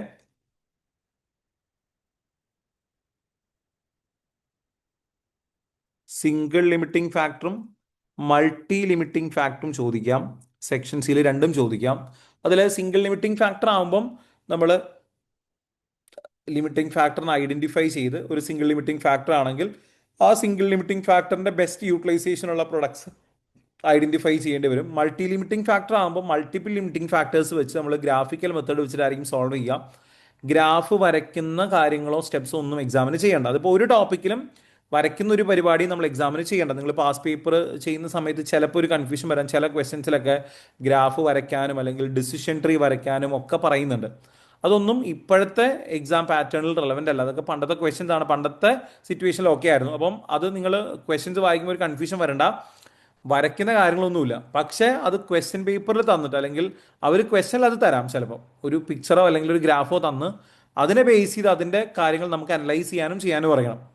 അപ്പം മൾട്ടി പ്രൊഡക്റ്റിൽ വരുമ്പം അവർ ഗ്രാഫും കാര്യങ്ങളും തരാം. അത് വെച്ചിട്ട് എന്ത് ചെയ്യേണ്ടി വരും, കാൽക്കുലേഷൻസ് ചെയ്യേണ്ടി വരും. സിംഗിൾ പ്രൊഡക്റ്റിൽ നോർമലി ക്വസ്റ്റ്യൻസ് വരാം. ഐഡന്റിഫൈ ലിമിറ്റിംഗ് ഫാക്ടർ ക്വസ്റ്റ്യൻ വരാം. ആരാണ് ലിമിറ്റിംഗ് ഫാക്ടർ എന്ന് ഐഡന്റിഫൈ ചെയ്യേണ്ടി വരാം. പിന്നെ ഒപ്റ്റിമൽ പ്രോഫിറ്റ് മാക്സിമൈസിങ് അല്ലെങ്കിൽ ഒപ്റ്റിമൽ പ്രൊഡക്ഷൻ പ്ലാൻ ചോദിക്കാം സിംഗിൾ പ്രൊഡക്റ്റിൽ. മൾട്ടി പ്രൊഡക്റ്റിലേക്ക് വരുമ്പം അവിടെയും ഐഡന്റിഫൈ ലിമിറ്റിംഗ് ഫാക്ടേഴ്സ്, എത്ര ലിമിറ്റിംഗ് ഫാക്ടേഴ്സ് ഉണ്ടെന്ന് ഐഡന്റിഫൈ ചെയ്യേണ്ടി വരും ചിലപ്പം. അങ്ങനത്തെ ക്വസ്റ്റ്യൻസ് വരാം. പിന്നെ ഒപ്റ്റിമൽ പ്ലാൻ ചോദിക്കാം. അതിന് പുറമെ അവിടുത്തെ ബൈൻഡിങ് കൺസ്ട്രെയിൻസ് ഐഡന്റിഫൈ ചെയ്യാൻ പറയാം. എന്താണ് ബൈൻഡിങ് കൺസ്ട്രെയിൻറ്റ്? ഒപ്റ്റിമൽ പ്ലാൻ പ്രകാരം ഫുള്ളി യൂട്ടിലൈസ് ചെയ്തു പോകുന്ന റിസോഴ്സസ് ആണ് ബൈൻഡിങ് കൺസ്ട്രെയിൻസ്. അത് ഐഡന്റിഫൈ ചെയ്യാൻ പറയാം. പിന്നെ ഷാഡോ പ്രൈസസ് ചോദിക്കാം. ഇതിനെ ബേസ് ചെയ്തിട്ടുള്ള തിയറി ക്വസ്റ്റ്യൻസും വരാം. എന്തായിരുന്നു ഷാഡോ പ്രൈസ്? ഏതെങ്കിലും ഒരു റിസോഴ്സ്, ഫുള്ളി യൂട്ടിലൈസ്ഡ് ആയിട്ടുള്ള റിസോഴ്സ് എക്സ്ട്രാ കിട്ടിയാൽ നമുക്ക് അഡീഷണൽ കിട്ടാൻ പോകുന്ന കോൺട്രിബ്യൂഷൻ ആണ് ഷാഡോ പ്രൈസ് എന്ന് പറയുന്നത്. പിന്നെ ഇതിനെ ബേസ് ചെയ്തിട്ടുള്ള തിയറി ക്വസ്റ്റ്യൻസും എന്ത് ചെയ്യാം, ലിമിറ്റിംഗ് ഫാക്ടറിൽ വരാം, മൾട്ടി ലിമിറ്റിംഗ് ഫാക്ടറിൽ വരാം.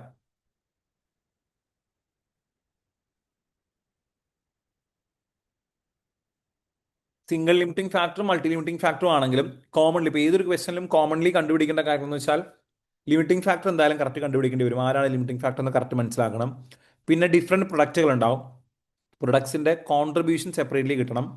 പിന്നെ ലിമിറ്റിംഗ് റിസോഴ്സിന്റെ പെർ യൂണിറ്റ് അല്ലെങ്കിൽ അങ്ങനത്തെ കാര്യങ്ങൾ ഏത് ക്വസ്റ്റനിലും ഇത് നോർമലായിട്ട് കണ്ടുപിടിക്കേണ്ടി വരും. ഞാൻ പറയുന്നത് ഒരു സെക്ഷൻ സി ക്വസ്റ്റൻ ടഫ് ആണെങ്കിലും ലിമിറ്റിംഗ് ഫാക്ടർ ആണെന്ന് മനസ്സിലായി കഴിഞ്ഞാൽ ഇക്കാര്യങ്ങൾ ആദ്യമേ എന്ത് ചെയ്യുക, ഐഡന്റിഫൈ ചെയ്ത് വെക്കുക.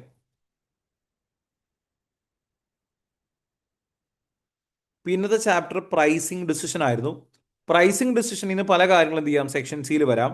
പ്രൈസിങ് ഡിസിഷനിൽ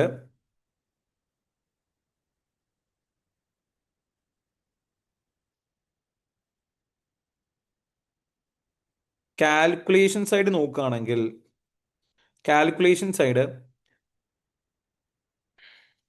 ഡിമാൻഡ് ഫംഗ്ഷൻ ബേസ് ചെയ്തുള്ള കാൽക്കുലേഷൻസ് വരാം. ഡിമാൻഡ് ഫംഗ്ഷൻ ഡിറ്റർമിൻ ചെയ്യാൻ പറയാം. P equal to A minus ബിക്ക് അതിൽ എയും ബിയും കാൽക്കുലേറ്റ് ചെയ്യാനായിട്ട് പറയാം. പിന്നെ ഒപ്റ്റിമൽ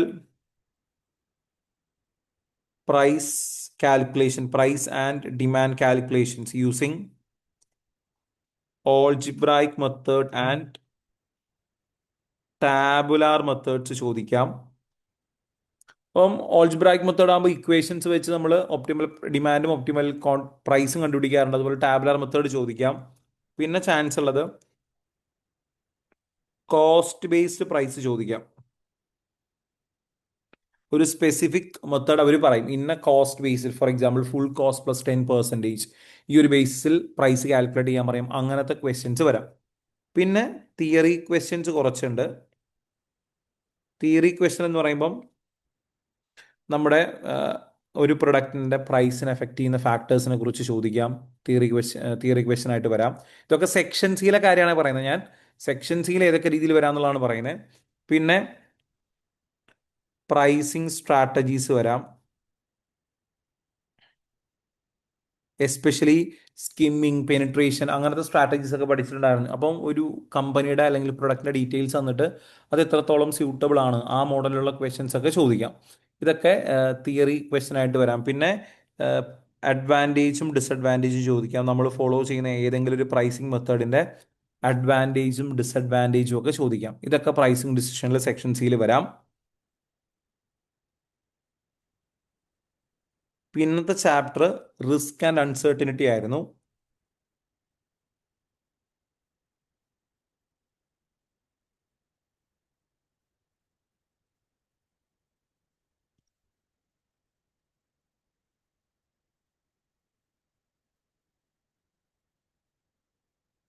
ഇതിനകത്ത് റിസ്ക് ആൻഡ് അൺസർട്ടനിറ്റിക്കകത്തും കുറേ കാൽക്കുലേഷൻസ് കാര്യങ്ങൾ വന്നു പോകുന്നുണ്ട്. ഇപ്പം കാൽക്കുലേഷൻസ് പറയുകയാണെങ്കിൽ നമ്മൾ പേ ഓഫ് ടേബിൾസ് പ്രിപ്പയർ ചെയ്യേണ്ടി വരാം. എന്താ പേ of table? Pay of table എന്ന് പറയുന്നത് ഒരു കമ്പനി ഡിസിഷൻ എടുക്കുന്ന പോയിന്റിൽ കുറേ ഡിസിഷൻസും കുറേ ഔട്ട്കംസും വരുമ്പം അതെല്ലാം സമ്മറൈസ് ചെയ്തുകൊണ്ട് നമ്മൾ എടുക്കുന്ന ഒരു ടേബിളാണ്. ആ ടേബിളിൽ ജനറലി നമ്മുടെ ഡിസിഷൻ ഏറ്റവും റിലവൻ്റ് ആയിട്ടുള്ള കാര്യം എന്ന് പറയുന്നത് പ്രോഫിറ്റ് ആണല്ലോ. അപ്പോൾ പ്രോഫിറ്റോ അല്ലെങ്കിൽ കോൺട്രിബ്യൂഷനോ ആയിരിക്കും നമ്മൾ പേ ഓഫ് ടേബിളിൽ കാൽക്കുലേറ്റ് ചെയ്യേണ്ടി വരാം. അത് ഡിഫറെൻറ്റ് ഡിസിഷൻ ഓപ്ഷൻസും ഡിഫറെൻറ്റ് ഔട്ട്കംസും ഉണ്ടാവാം. അതിന് മാച്ച് ആവുന്ന അല്ല അതിനനുസരിച്ച് വരുന്ന പ്രോഫിറ്റ് ഓർ കോൺട്രിബ്യൂഷൻസ് കാൽക്കുലേറ്റ് ചെയ്യേണ്ടി വരാം. പേ ഓഫ് ടേബിൾസിന്റെ പ്രിപ്പറേഷൻ വരാം. പേ ഓഫ് ടേബിളിന്റെ കാൽക്കുലേഷൻ വരുമ്പം സെക്ഷൻ സിയിൽ ഏറ്റവും ഇമ്പോർട്ടൻ്റ് ആയിട്ട് ഐഡന്റിഫൈ ചെയ്യേണ്ടത് അവിടുത്തെ ഡിസിഷൻ ഓപ്ഷൻസ് എന്താണ്, ഔട്ട്കംസ് എന്താണെന്ന് കറക്റ്റ് മനസ്സിലാവണം. അത് നല്ലപോലെ നോക്കുക. ഡിസിഷൻ ഓപ്ഷൻ എന്ന് പറയുന്നത് എന്തിനെക്കുറിച്ചാണ് കമ്പനി ഡിസിഷൻ എടുക്കുന്നത്? പ്രൊഡക്ഷൻ ആണോ, കമ്പനിക്ക് പ്രൈസ് ആണോ, അങ്ങനെ എന്താണ് കമ്പനി ഡിസിഷൻ എടുക്കുന്നത്, അത് കറക്റ്റ് മനസ്സിലാക്കുക. അതിൽ ഡിഫറെൻറ്റ് ഓൾട്ടർനേറ്റീവ്സ് ഉണ്ടാവും. അതുപോലെ തന്നെ നമ്മുടെ കൺട്രോളിലല്ലാത്ത കാര്യം, വേരി ചെയ്യുന്ന ഐറ്റം എന്ന് പറയുന്നത് നമ്മുടെ ഔട്ട്കം ആയിരിക്കും. അത് ചിലപ്പോൾ ഡിമാൻഡ് ആയിരിക്കാം, അല്ലെങ്കിൽ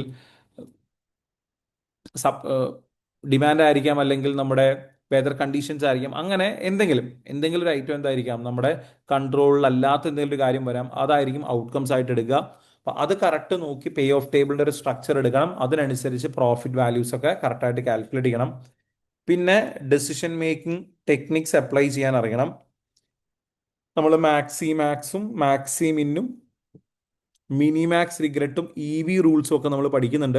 അപ്പം ഇതൊരു സിറ്റുവേഷനിലേക്ക് അപ്ലൈ ചെയ്യാനായിട്ട് പറയാം. അപ്പോൾ തന്നിരിക്കുന്ന ഡിസിഷൻ ഓപ്ഷൻസ് നോക്കിയിട്ട് അതിൽ മാക്സിമാക്സ് ആണെങ്കിൽ ഏതായിരിക്കും ഡിസിഷൻ, മാക്സിമിൻ ആണെങ്കിൽ ഏത് വരും, അത് കറക്റ്റായിട്ട് സെലക്ട് ചെയ്യാൻ അറിയണം. ഇതൊക്കെ നിങ്ങൾ ഓൾറെഡി പഠിച്ചിട്ടുണ്ടാവും. അപ്പോൾ അത് എങ്ങനെ ക്വസ്റ്റ്യൻസിൽ വരാം എന്നുള്ളതാണ് ഞാൻ പറഞ്ഞു പോകുന്നത്. പിന്നെ ഇതിനു പുറമെ ഡിസിഷൻ ട്രീ അനാലിസിസ് വരാം. ഡിസിഷൻ ട്രീ ഒരിക്കലും വരയ്ക്കേണ്ട, പക്ഷെ അതിൻ്റെ അനാലിസിസ് ക്വസ്റ്റ്യൻസ് വരാം. ഒരു റോൾ ബാക്ക് അനാലിസിസ് നമ്മൾ പഠിക്കുന്നുണ്ട്. ഡിസിഷൻ ട്രീ റൈറ്റ് എൻഡിൽ നിന്ന് ലെഫ്റ്റിലേക്ക് സോൾവ് ചെയ്ത് വരുന്ന ഒരു മെത്തേഡ് ഉണ്ട്. അവിടെ നമ്മളൊരു ഔട്ട്കം പോയിന്റ് വരുമ്പം ഇതൊരു സർക്കിൾ വന്നു കഴിഞ്ഞാൽ നമ്മൾ എന്താ പഠിച്ചേക്കുന്നത്, അവിടെ EV കണ്ടുപിടിക്കുക. ഒരു ഡിസിഷൻ പോയിന്റ്, ഒരു സ്ക്വയർ വന്നാൽ നമ്മൾ എന്താ ചെയ്യേണ്ടത്? ഹയസ്റ്റ് വാല്യൂ പ്രോഫിറ്റ് വരുന്ന ഹയസ്റ്റ് എമൗണ്ട് വരുന്ന ഡിസിഷൻസ് എടുക്കുക എന്നുള്ളതാണ്. അങ്ങനെ ഡിസിഷൻ ട്രീ അനലൈസ് ചെയ്തിട്ട് ഡിസിഷൻസ് സജസ്റ്റ് ചെയ്യാൻ അറിയണം. അതിന്റെ കാൽക്കുലേഷൻസ് സെക്ഷൻ സിയിൽ സബായിട്ട് വരാം. ഒരു ഫുൾ സെക്ഷൻ സി ക്വസ്റ്റ്യൻ വരണമെന്നില്ല, സബായിട്ട് എന്ത് ചെയ്യാം, അതിന്റെ കാര്യങ്ങൾ വരാം. പിന്നെ സെൻസിറ്റിവിറ്റി അനാലിസിസ് വരാം.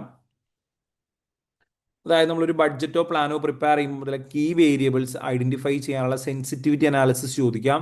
ഇപ്പോൾ ഓരോ വേരിയബിളും, ഇപ്പോൾ ജനറലി നമ്മൾ ഇങ്ങനെയാണ് കാൽക്കുലേറ്റ് ചെയ്യുക, നമ്മുടെ പ്രോഫിറ്റ് സീറോ ആവാൻ ഓരോ വേരിയബിളും എത്ര പെർസെൻറ്റേജ് ഇൻക്രീസ് ഓർ ഡിക്രീസ് ചെയ്യണം, അതാണ് നമ്മൾ സെൻസിറ്റിവിറ്റി പെർസെൻറ്റേജ് ആയിട്ട് എടുക്കുക. പിന്നെ വാല്യൂ ഓഫ് ഇൻഫർമേഷൻ ഉണ്ട്. ആ വാല്യൂ ഓഫ് ഇൻഫർമേഷൻ തന്നെ പെർഫെക്റ്റും ഉണ്ട്, ഇംപെർഫെക്റ്റ് ഇൻഫർമേഷൻ ഉണ്ട്. രണ്ടും എക്സാമിന് പഠിക്കണം. രണ്ടും നമുക്ക് സിലബസിൽ പഠിക്കാനുള്ളതാണ്. അതിൽ പെർഫെക്റ്റ് ആണ് പലപ്പോഴും ചോദിച്ച് കണ്ടേക്കുന്നത്, ഇംപെർഫെക്റ്റ് അങ്ങനെ വരാറില്ല. പക്ഷെ ഒരിക്കലും ചോദിക്കില്ല അങ്ങനെയൊന്നുമില്ല, ചിലപ്പോൾ എക്സാമിന് ചോദിക്കാം. അപ്പോൾ രണ്ടും ഒന്ന് പ്രിപ്പയർ ചെയ്തിട്ട് വേണം പോകാൻ. അതിനകത്ത് പെർഫെക്റ്റ് ഇൻഫർമേഷൻ ആകുമ്പോൾ 100% ആക്യുറേറ്റ് ആയിട്ടുള്ള ഇൻഫർമേഷൻ ആണ്. ഇംപെർഫെക്റ്റ് ആകുമ്പോൾ 100% ആക്യുറേറ്റ് അല്ല, എന്നാലും ഒരു 70, 80, 90% ഒക്കെ ആക്യുറേറ്റ് ആയിരിക്കും. അപ്പം എന്താണ് വാല്യൂ ഓഫ് ഇൻഫർമേഷൻ എന്ന് ചോദിച്ചാൽ, നിങ്ങൾ അത് കാൽക്കുലേറ്റ് ചെയ്യേണ്ടത് എങ്ങനെയാണ്? ഇ വി വിത്തൗട്ട് ഇൻഫർമേഷൻ എടുക്കുക. അതായത് സാധാരണ ഇൻഫർമേഷൻ ഇല്ലെങ്കിൽ നമ്മൾ ഇ വി റൂൾ എങ്ങനെയാണ് അപ്ലൈ ചെയ്യുക, ആ രീതിയിൽ ചെയ്യുക. അപ്പോൾ നമുക്ക് 3 ഡിസിഷൻ ഓപ്ഷൻ ഉണ്ടെങ്കിൽ 3 ഡിസിഷൻ്റെയും ഇ വി കണ്ടുപിടിച്ചിട്ട് ഹയസ്റ്റ് ഇ വി കിട്ടുന്ന ഡിസിഷൻ ആയിരിക്കും എടുക്കുക. അപ്പം അങ്ങനെ ഇ വി വിത്തൗട്ട് ഇൻഫർമേഷൻ കണ്ടുപിടിക്കുക, പിന്നെ വിത്ത് ഇൻഫർമേഷൻ കണ്ടുപിടിക്കുക. വിത്ത് ഇൻഫർമേഷൻ കണ്ടുപിടിക്കുമ്പോഴാണ് കുറച്ച് ഡിഫിക്കൽട്ടി ഉണ്ടാവുക, കാരണം അവിടെ ഓരോ ഇൻഫർമേഷൻ അനുസരിച്ച് വരുന്ന പ്രോഫിറ്റും പ്രോബിലിറ്റിയും ഒക്കെ എടുക്കേണ്ടി വരും. അപ്പം ഒരു ക്വസ്റ്റ്യനിൽ സെക്ഷൻ സി ക്വസ്റ്റ്യനിൽ ഇത് ചോദിക്കാം, വാല്യൂ ഓഫ് ഇൻഫർമേഷൻ കാൽക്കുലേറ്റ് ചെയ്യാനായിട്ട് വരാം. അപ്പോൾ എപ്പോഴും ഏത് ക്വസ്റ്റ്യൻ ആണെങ്കിലും value of E V without information ആദ്യം കാൽക്കുലേറ്റ് ചെയ്യുക. പിന്നെ ബേസിക്കലി ഇത്രയാണ് കാൽക്കുലേഷൻ സൈഡ് വരിക. പിന്നെ തിയറി സൈഡ് എന്ന് പറയുന്നത്, തിയറിറ്റിക്കൽ സൈഡ് എന്ന് പറയുന്നത് റിസ്ക് ആറ്റിറ്റ്യൂഡ്സിനെ ബേസ് ചെയ്തുള്ള തിയറി ക്വസ്റ്റ്യൻസ് ഉണ്ടാവാം. 3 ടൈപ്സ് ഓഫ് ഡിസിഷൻ മേക്കേഴ്സ് ഉണ്ട്. നമ്മൾ risk seeker, risk hours, risk neutral എന്നൊക്കെ നമ്മൾ പഠിക്കുന്നുണ്ട്. പിന്നെ ഓരോ ടെക്നിക്കിൻ്റെയും അഡ്വാൻറ്റേജും ഡിസഡ്വാൻറ്റേജും. അതിൽ ഏറ്റവും മെയിൻ ആയിട്ട് ഇ വി ആണ് നമ്മൾ പഠിക്കുന്നതിൽ ഏറ്റവും ഇമ്പോർട്ടൻ്റ് ആയിട്ടുള്ള ടെക്നിക്ക്. അപ്പോൾ ഇ വിയുടെ കുറേ ഡിസഡ്വാൻറ്റേജസ് ഉണ്ട്, എസ്പെഷ്യലി അഡ്വാൻറ്റേജസിനേക്കാളും കൂടുതൽ ഡിസഡ്വാൻറ്റേജസ് ആണ് നമുക്ക് പഠിക്കാനുള്ളത്. അത് മനസ്സിലാക്കി വെക്കണം. ഇ വിയുടെ ഡിസഡ്വാൻറ്റേജസ്, ലിമിറ്റേഷൻസ് ഉണ്ട്. പിന്നെ സിമുലേഷൻ മോഡൽസ് ഉണ്ട്, സിമുലേഷൻ. പിന്നെ സെൻസിറ്റിവിറ്റിയുടെയും സിമുലേഷൻ്റെയും അഡ്വാൻറ്റേജ് ആൻഡ് ഡിസഡ്വാൻറ്റേജ് ഉണ്ട്, അത് പഠിച്ചു വെക്കണം. ഇത്രയും കാര്യങ്ങൾ ഇതിനകത്ത് തിയറി സെക്ഷനിൽ ഇമ്പോർട്ടൻ്റ് ആണ്. ഇതൊക്കെ എന്ത് ചെയ്യാം, സെക്ഷൻ സിയിൽ ചോദിക്കാം. തിയറി ക്വസ്റ്റ്യൻസ് സെക്ഷൻ സിയിൽ വരുന്ന സമയത്ത് ഞാൻ നേരത്തെ പറഞ്ഞ പോലെ ചിലപ്പോൾ ഡയറക്റ്റ് ക്വസ്റ്റ്യൻ വരാം. അതായത് ആ തന്നിരിക്കുന്ന സെക്ഷൻ സി ക്വസ്റ്റ്യനായിട്ട് ഒരു കണക്ഷനും ഇല്ല, ജസ്റ്റ് നിങ്ങൾക്ക് അറിയാവുന്ന എഴുതിയാൽ മതി, അങ്ങനത്തെ ക്വസ്റ്റ്യൻ ചിലപ്പോൾ വരാം. ചിലപ്പം സിനാരിയോ ആയിട്ട് കണക്ട് ചെയ്തിട്ടായിരിക്കും ആൻസർ ചെയ്യേണ്ടി വരിക. ഈ രണ്ട് രീതിയിലും തിയറി ക്വസ്റ്റ്യൻസ് ചോദിക്കാറുണ്ട്. ഓക്കെ,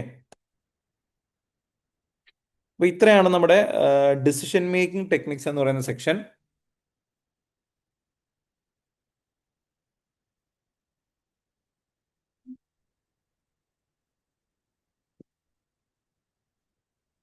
ഇത് കഴിഞ്ഞാൽ പിന്നെ വെയിറ്റേജ് ഉള്ളത് ബഡ്ജറ്റിംഗ് ആൻഡ് കൺട്രോൾ എന്ന് പറയുന്ന അടുത്തൊരു സെക്ഷനാണ്. ഇവിടെയാണ് നമ്മൾ ബഡ്ജറ്റ് പ്രിപ്പറേഷനും അതുപോലെ വേരിയൻസ് കാൽക്കുലേഷനും ഒക്കെ വരുന്നത്. ഇതിൽ ഫസ്റ്റ് ചാപ്റ്റർ വരുന്ന budgetary systems and types of budget ആണ്. ഇവിടെ എന്തൊക്കെ ക്വസ്റ്റ്യൻസ് വരാം? ബഡ്ജറ്റ് പ്രിപ്പറേഷൻ വരാം, അതായത് കാൽക്കുലേഷൻ ആണ് പറയുന്നത്. ബഡ്ജറ്റ് പ്രിപ്പറേഷൻ വരാം, ഏതൊക്കെ ബഡ്ജറ്റ്സ് പ്രിപ്പയർ ചെയ്യാൻ പറയാം. നമ്മൾ പഠിക്കുന്ന ഇൻക്രിമെന്റൽ ബഡ്ജറ്റ്സ് ഉണ്ട്, അത് ചിലപ്പോൾ പ്രിപ്പയർ ചെയ്യാൻ പറയാം. ZBB പ്രിപ്പയർ ചെയ്യാനായിട്ട് ചോദിക്കാം. പിന്നെ ആക്ടിവിറ്റി ബേസ്ഡ് ബഡ്ജറ്റ് പറയാം, റോളിംഗ് ബഡ്ജറ്റ്, ഇതൊക്കെ ബഡ്ജറ്റ് പ്രിപ്പറേഷൻ ചോദിക്കാം. പിന്നെ ഫ്ലെക്സിബിൾ ബഡ്ജറ്റ്സ് ഉണ്ട്, ഫ്ലെക്സ്ഡ് ഓർ ഫ്ലെക്സിബിൾ ബഡ്ജറ്റ്. പിന്നെ നമ്മൾ വേരിയൻസിൽ പഠിക്കുന്നുണ്ട് റിവൈസ്ഡ് ബഡ്ജറ്റ് ഉണ്ട്.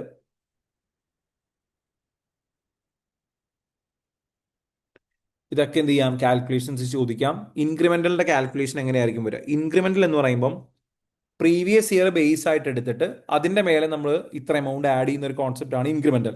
അപ്പോൾ പ്രീവിയസ് ഇയറിലെ പ്രീവിയസ് ഇയറിലെ ഡാറ്റ തന്നിട്ട് അതിൽ നിന്നുള്ള ചേഞ്ചസ് മാത്രം അവർ പറയും. അപ്പോൾ ആ ചേഞ്ചസ് മാത്രം അഡ്ജസ്റ്റ് ചെയ്തിട്ട് നെക്സ്റ്റ് ഇയറിലേക്കുള്ള ബഡ്ജറ്റ് പ്രിപ്പയർ ചെയ്യേണ്ടി വരാം, ഇൻക്രിമെന്റൽ ബഡ്ജറ്റിംഗ്.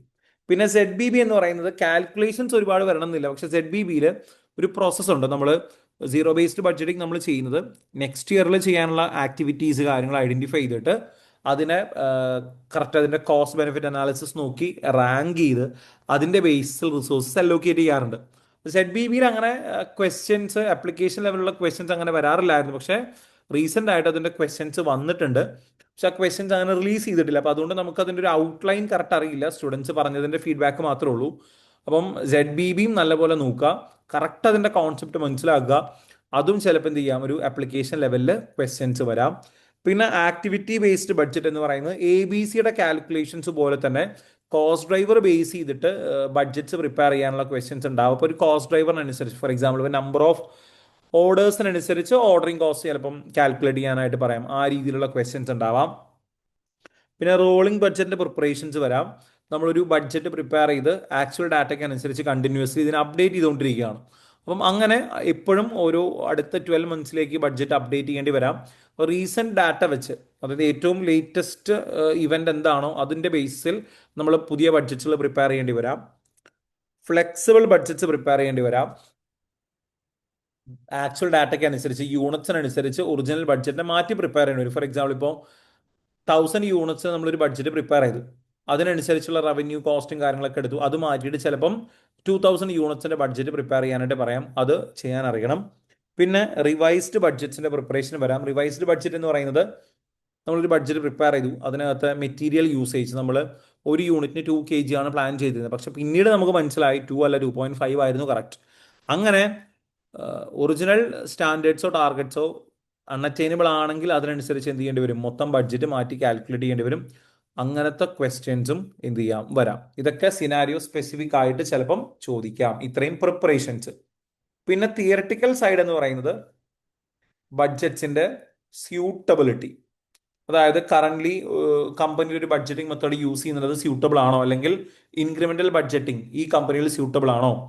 അപ്പം ഓരോ ബഡ്ജറ്റിംഗ് മെത്തേഡും എവിടെ സ്യൂട്ടബിൾ ആവുന്നു എന്ന് നമ്മൾ പഠിക്കുന്നുണ്ട്. ശരിക്കും ഇപ്പോൾ പറഞ്ഞാൽ ഇൻക്രിമെന്റൽ ബഡ്ജറ്റിംഗ് സ്റ്റേബിൾ എൻവിയോൺമെന്റ്സിൽ നല്ല രീതിയിൽ റൺ ചെയ്തു പോകുന്ന ഓർഗനൈസേഷൻസിൽ ഇൻക്രിമെന്റൽ ബഡ്ജറ്റിംഗ് നല്ലതാണ്, സ്യൂട്ടബിൾ ആണ്. ZBB എവിടെയാണ് സ്യൂട്ടബിൾ ആവുന്നത്, ഡൈനാമിക് എൻവിയോൺമെന്റിലും അതുപോലെ പബ്ലിക് സെക്ടർ ഓർഗനൈസേഷൻസിലും ഡിസ്ക്രീഷണറി കോസ്റ്റ് വരുന്ന എക്സ്പെൻസ് വരുന്ന സ്ഥലത്തും ZBB നല്ലതാണ്. ABB എവിടെയാണ് നല്ലതാവുന്നത്, ABC നല്ലതാവുന്നത്, അല്ലെങ്കിൽ ഓവർ ഹെഡ് കോസ്റ്റ് കൂടുതൽ വരുന്ന സിറ്റുവേഷൻസിൽ നമുക്ക് എന്ത് ചെയ്യാം, ABB യൂസ് ചെയ്യാം. പിന്നെ റോളിംഗ് ബഡ്ജറ്റ് എവിടെയാണ് സ്യൂട്ടബിൾ ആവുക, ഹൈലി അൺസർട്ടൈൻ ആയിട്ടുള്ള ഫ്രീക്വന്റ് ചേഞ്ചസ് വരുന്ന മാർക്കറ്റിലാണ് റോളിംഗ് ബഡ്ജറ്റ്സ് യൂസ് ചെയ്യുക. ഫ്ലെക്സിബിൾ ബഡ്ജറ്റ് എവിടെയാണ് യൂസ് ചെയ്യുക, അത് കുറച്ചും കൂടി ഒരു പെർഫോമൻസ് ഇവാലുവേഷനിലാണ്. നമ്മുടെ യൂണിറ്റ്സ് വേരി ചെയ്യുമ്പം അതിനനുസരിച്ച് ഫെയർ ബേസിൽ കമ്പയർ ചെയ്യാനാണ് നമ്മൾ ഫ്ലെക്സിബിൾ ബഡ്ജറ്റ് കൊണ്ടുവരുന്നത്. റിവൈസ്ഡ് ബഡ്ജറ്റ് എപ്പോഴാണ്, ഒറിജിനൽ ടാർഗറ്റ്സ് തെറ്റായിരുന്നു എന്ന് മനസ്സിലാവും നമ്മൾ ബഡ്ജറ്റിനെ റിവൈസ് ചെയ്യാണ്. ഇങ്ങനെ സ്യൂട്ടബിലിറ്റി ചോദിക്കാം. പിന്നെ ഓരോ ബഡ്ജറ്റിംഗ് മെത്തേഡിൻ്റെയും അഡ്വാൻറ്റേജും ഡിസഡ്വാൻറ്റേജും ചോദിക്കാം. പിന്നെ ബഡ്ജറ്റിംഗ് മെത്തേഡ് മാറ്റുമ്പോൾ ഉണ്ടാവുന്ന ഇഷ്യൂസ്, കറന്റ് ഇപ്പോൾ ഇൻക്രിമെന്റൽ ബഡ്ജറ്റിംഗ് യൂസ് ചെയ്യുന്ന ഒരു കമ്പനി ZBBയിലേക്ക് മാറിയാൽ അവിടെ എന്തൊക്കെ ഇഷ്യൂസ് വരാം, അങ്ങനെ ബഡ്ജറ്റിംഗ് മെത്തേഡ് മാറ്റുമ്പോൾ ഉണ്ടാവുന്ന ഇഷ്യൂസും കാര്യങ്ങളൊക്കെ എന്ത് ചെയ്യാം, ചോദിക്കാം. പിന്നെ ബിയോണ്ട് ബഡ്ജറ്റിംഗ് എന്ന് പറഞ്ഞൊരു കോൺസെപ്റ്റ് ഉണ്ടായിരുന്നു. Beyond budgeting, traditional budgeting concept വേണ്ട എന്നുള്ള തിയറി ആയിരുന്നു ബിയോണ്ട് ബഡ്ജറ്റിംഗ്. അതിന്റെ തിയറി ക്വസ്റ്റ്യൻസ് ഉണ്ടാവും, അതൊന്നും കാൽക്കുലേഷൻ വരണമെന്നില്ല. പിന്നെ ടോപ്പ് ഡൗൺ ബഡ്ജറ്റിംഗ്, അതുപോലെ ബോട്ടം അപ്പ് ബഡ്ജറ്റിംഗ് ഒക്കെ ഉണ്ട്, അങ്ങനത്തെ കാര്യങ്ങൾ. ഫീഡ്ബാക്ക് കൺട്രോൾ, നമുക്ക് ഇടുന്ന ഫീഡ്ബാക്കിന്റെ ബേസിസിലുള്ള കൺട്രോൾ ആക്ഷൻസ്, കറക്റ്റീവ് ആക്ഷൻസ് ഉണ്ടായിരുന്നു. ഇങ്ങനത്തെ കാര്യങ്ങളൊക്കെ എന്ത് ചെയ്യാം, ഇവിടെ തിയറി ക്വസ്റ്റ്യൻസ് ആയിട്ട് വരാം ഒരു സെക്ഷൻ C ക്വസ്റ്റ്യനിൽ.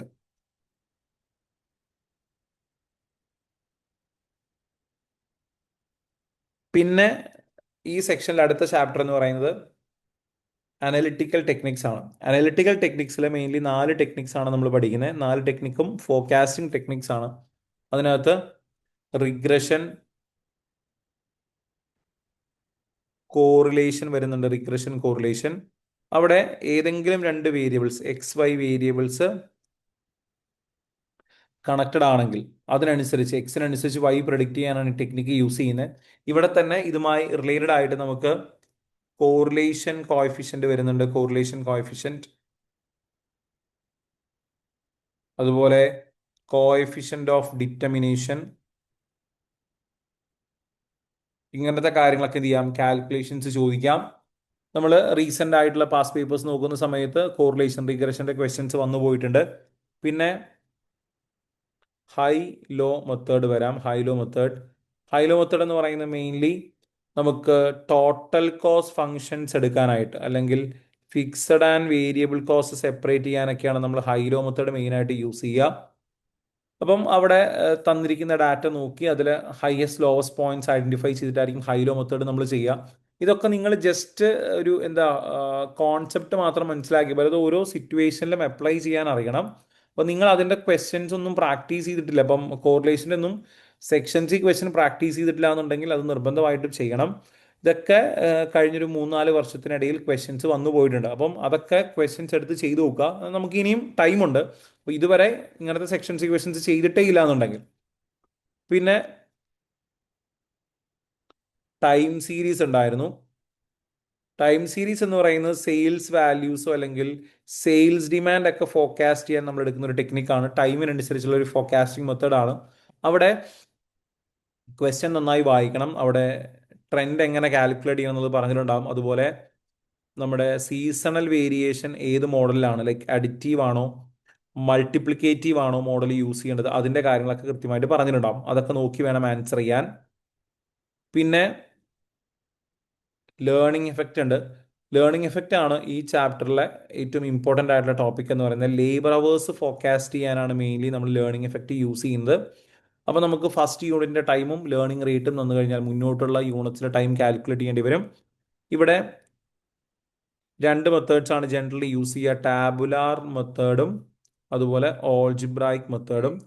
ഓൾജിബ്രായിക് മെത്തേഡ് എന്ന് പറയുന്ന ഒരു യൂണിവേഴ്സൽ മെത്തേഡാണ്. എന്ന് വെച്ചാൽ ഏത് ക്വസ്റ്റ്യനിലും നമുക്ക് ഓൾജിബ്രായിക് മെത്തേഡ് ചെയ്താൽ ടാബുലർ മെത്തേഡ് കിട്ടുന്ന അതേ ആൻസർ തന്നെ കിട്ടും. ഏത് സിറ്റുവേഷനിലും ഓൾജിബ്രായിക് മെത്തേഡ് യൂസ് ചെയ്യാം, പക്ഷെ ടാബുലർ മെത്തേഡിന് ലിമിറ്റഡ് യൂസ് മാത്രമേ ഉള്ളൂ. പിന്നെ ഈ 4 ടോപ്പിക്കും കോമൺ ആയിട്ടൊരു സെക്ഷൻ സി ക്വസ്റ്റനിൽ വരുന്ന സമയത്ത് സ്പെസിഫിക്കലി ഇത് മാത്രമായിരിക്കണം എന്നില്ല, വേറെ ടോപ്പിക്സും കൂടെ കണക്ട് ചെയ്ത് വരാം. ഇത് കൂടാതെ ഈ ടോപ്പിക്സിൻ്റെയൊക്കെ അഡ്വാൻറ്റേജും ഡിസഡ്വാൻറ്റേജും അറിഞ്ഞിരിക്കണം. ഓരോ ടോപ്പിക്കിൻ്റെയും പ്രോബ്ലംസും കൃത്യമായിട്ട് അറിഞ്ഞിരിക്കണം. വേറെ ഏതെങ്കിലും ടോപ്പിക്സിൻ്റെ കൂടെ മെർജ് ചെയ്തിട്ട് ഇങ്ങനത്തെ ക്വസ്റ്റ്യൻസ് ഈ ടോപ്പിക്സ് വരാം. പിന്നെ ഉള്ളത് സ്റ്റാൻഡേർഡ് കോസ്റ്റിംഗ് ആൻഡ് അതിനെ ബേസ് ചെയ്തിട്ടുള്ള വേരിയൻസ് ആണ്. വേരിയൻസിലേക്ക് വരുന്ന സമയത്ത് ഏതൊരു വേരിയൻസ് എടുത്താലും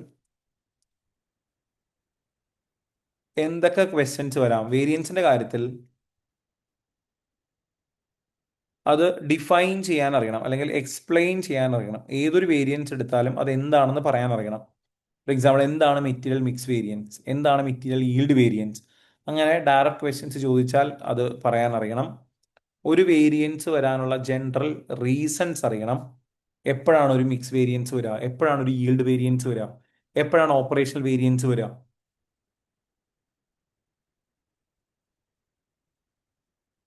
ഇതൊക്കെ സെക്ഷൻ സിയിൽ ചോദിക്കാറുണ്ട്.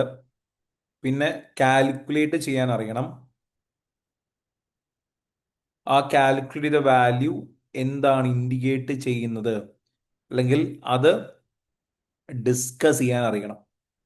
എന്ന് വെച്ചാൽ ഇപ്പോൾ ഒരു എക്സാമ്പിൾ പറഞ്ഞാൽ മെറ്റീരിയൽ മിക്സ് വേരിയൻസ് 200 ഫേവറബിൾ വന്നു, കാൽക്കുലേഷൻ ഒക്കെ ചെയ്ത് ഫേവറബിൾ വന്നു.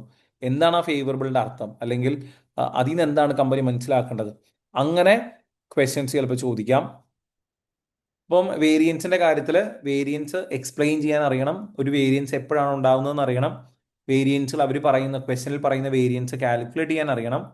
ആ വേരിയൻസിന്റെ മീനിങ് എക്സ്പ്ലെയിൻ ചെയ്യാനും അറിയണം. ഈ വേരിയൻസ് ബേസ് ചെയ്തിട്ടും പെർഫോമൻസ് അസസ്മെന്റ് ക്വസ്റ്റ്യൻസ് ഉണ്ടാവാറുണ്ട്. അതായത് ഒരു വേരിയൻസ് ആരുടെ അണ്ടറിലാണോ വരുന്നത്, ആരുടെ കൺട്രോളിലാണോ വരുന്നത്, ആ വേരിയൻസ് വെച്ച് അയാളുടെ പെർഫോമൻസ് നമുക്ക് എന്ത് ചെയ്യാൻ പറ്റും, അസസ് ചെയ്യാനായിട്ട് പറ്റും. അങ്ങനത്തെ ക്വസ്റ്റ്യൻസും വേരിയൻസിന്റെ ഏരിയയിൽ നിന്ന് വരാറുണ്ട്. അപ്പോൾ വേരിയൻസ് ആണ് ക്വസ്റ്റ്യൻ വരുന്നതെങ്കിൽ ഒരു റിസ്ക് പലപ്പോഴും വരുന്നത്, ഒന്ന് ഒരുപാട് നമ്പേഴ്സ് അതിനകത്ത് ഉണ്ടാവും. അപ്പോൾ പലപ്പോഴും ഡയറക്റ്റ് ആയിട്ട് നിങ്ങൾ ഒരു ഇക്വേഷൻ മോഡലാണ് നിങ്ങൾ യൂസ് ചെയ്യുന്നതെങ്കിൽ ഡയറക്റ്റ് ആയിട്ട് ഇക്വേഷനിലേക്ക് വേണ്ട വാല്യൂസ് ചിലപ്പോൾ ക്വസ്റ്റനിന് കിട്ടണമെന്നില്ല. കറക്റ്റ് അത് വായിച്ച് മനസ്സിലാക്കി നമുക്ക് വേണ്ട ഓരോരോ കാര്യങ്ങൾ വൺ ബൈ വൺ ക്വസ്റ്റനിൽ നിന്ന് എടുക്കേണ്ടി വരും.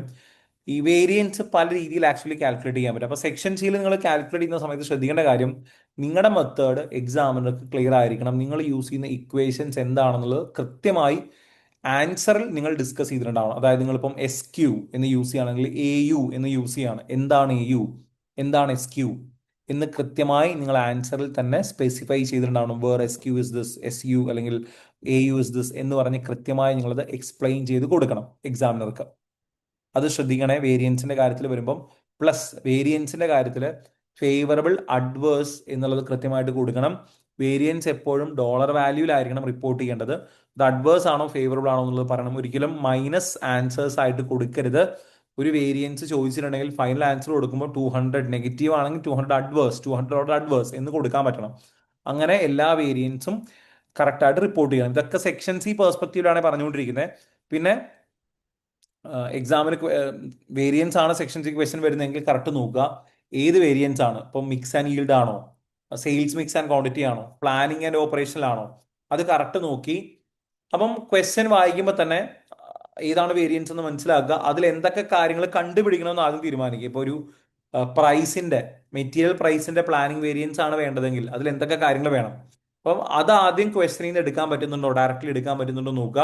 അപ്പൊ ചില കാര്യങ്ങൾ ഡയറക്റ്റ്ലി നമുക്ക് എടുക്കാൻ പറ്റും, ചിലപ്പോൾ കൺഫ്യൂഷൻസ് വരാം. അങ്ങനെ പറയുന്ന അവർ തന്നിരിക്കുന്ന ക്വസ്റ്റനിൽ നിന്ന് അവർ പറഞ്ഞ വേരിയൻസുകൾ കറക്റ്റായിട്ട് കാൽക്കുലേറ്റ് ചെയ്യാനും അത് എക്സ്പ്ലെയിൻ ചെയ്യാനും അറിയണം. പിന്നെ ജനറലി വേരിയൻസിന്റെ കുറച്ച് ഡ്രോബാക്സ് എന്ന രീതിയിൽ കുറച്ച് ഡിസഡ്വാൻറ്റേജസ് ഒക്കെ നമ്മൾ പറയുന്നുണ്ട്. Especially T Q am just in time പോലത്തെ എൻവിയോൺമെന്റിൽ അത് സ്യൂട്ടബിൾ അല്ല എന്നുള്ള രീതിയിലുള്ള കുറച്ച് കാര്യങ്ങളൊക്കെ നമ്മൾ പഠിക്കുന്നുണ്ട്. അങ്ങനത്തെ ക്വസ്റ്റ്യൻസും ചിലപ്പോൾ എന്ത് ചെയ്യാം എക്സാമിന് വരാം.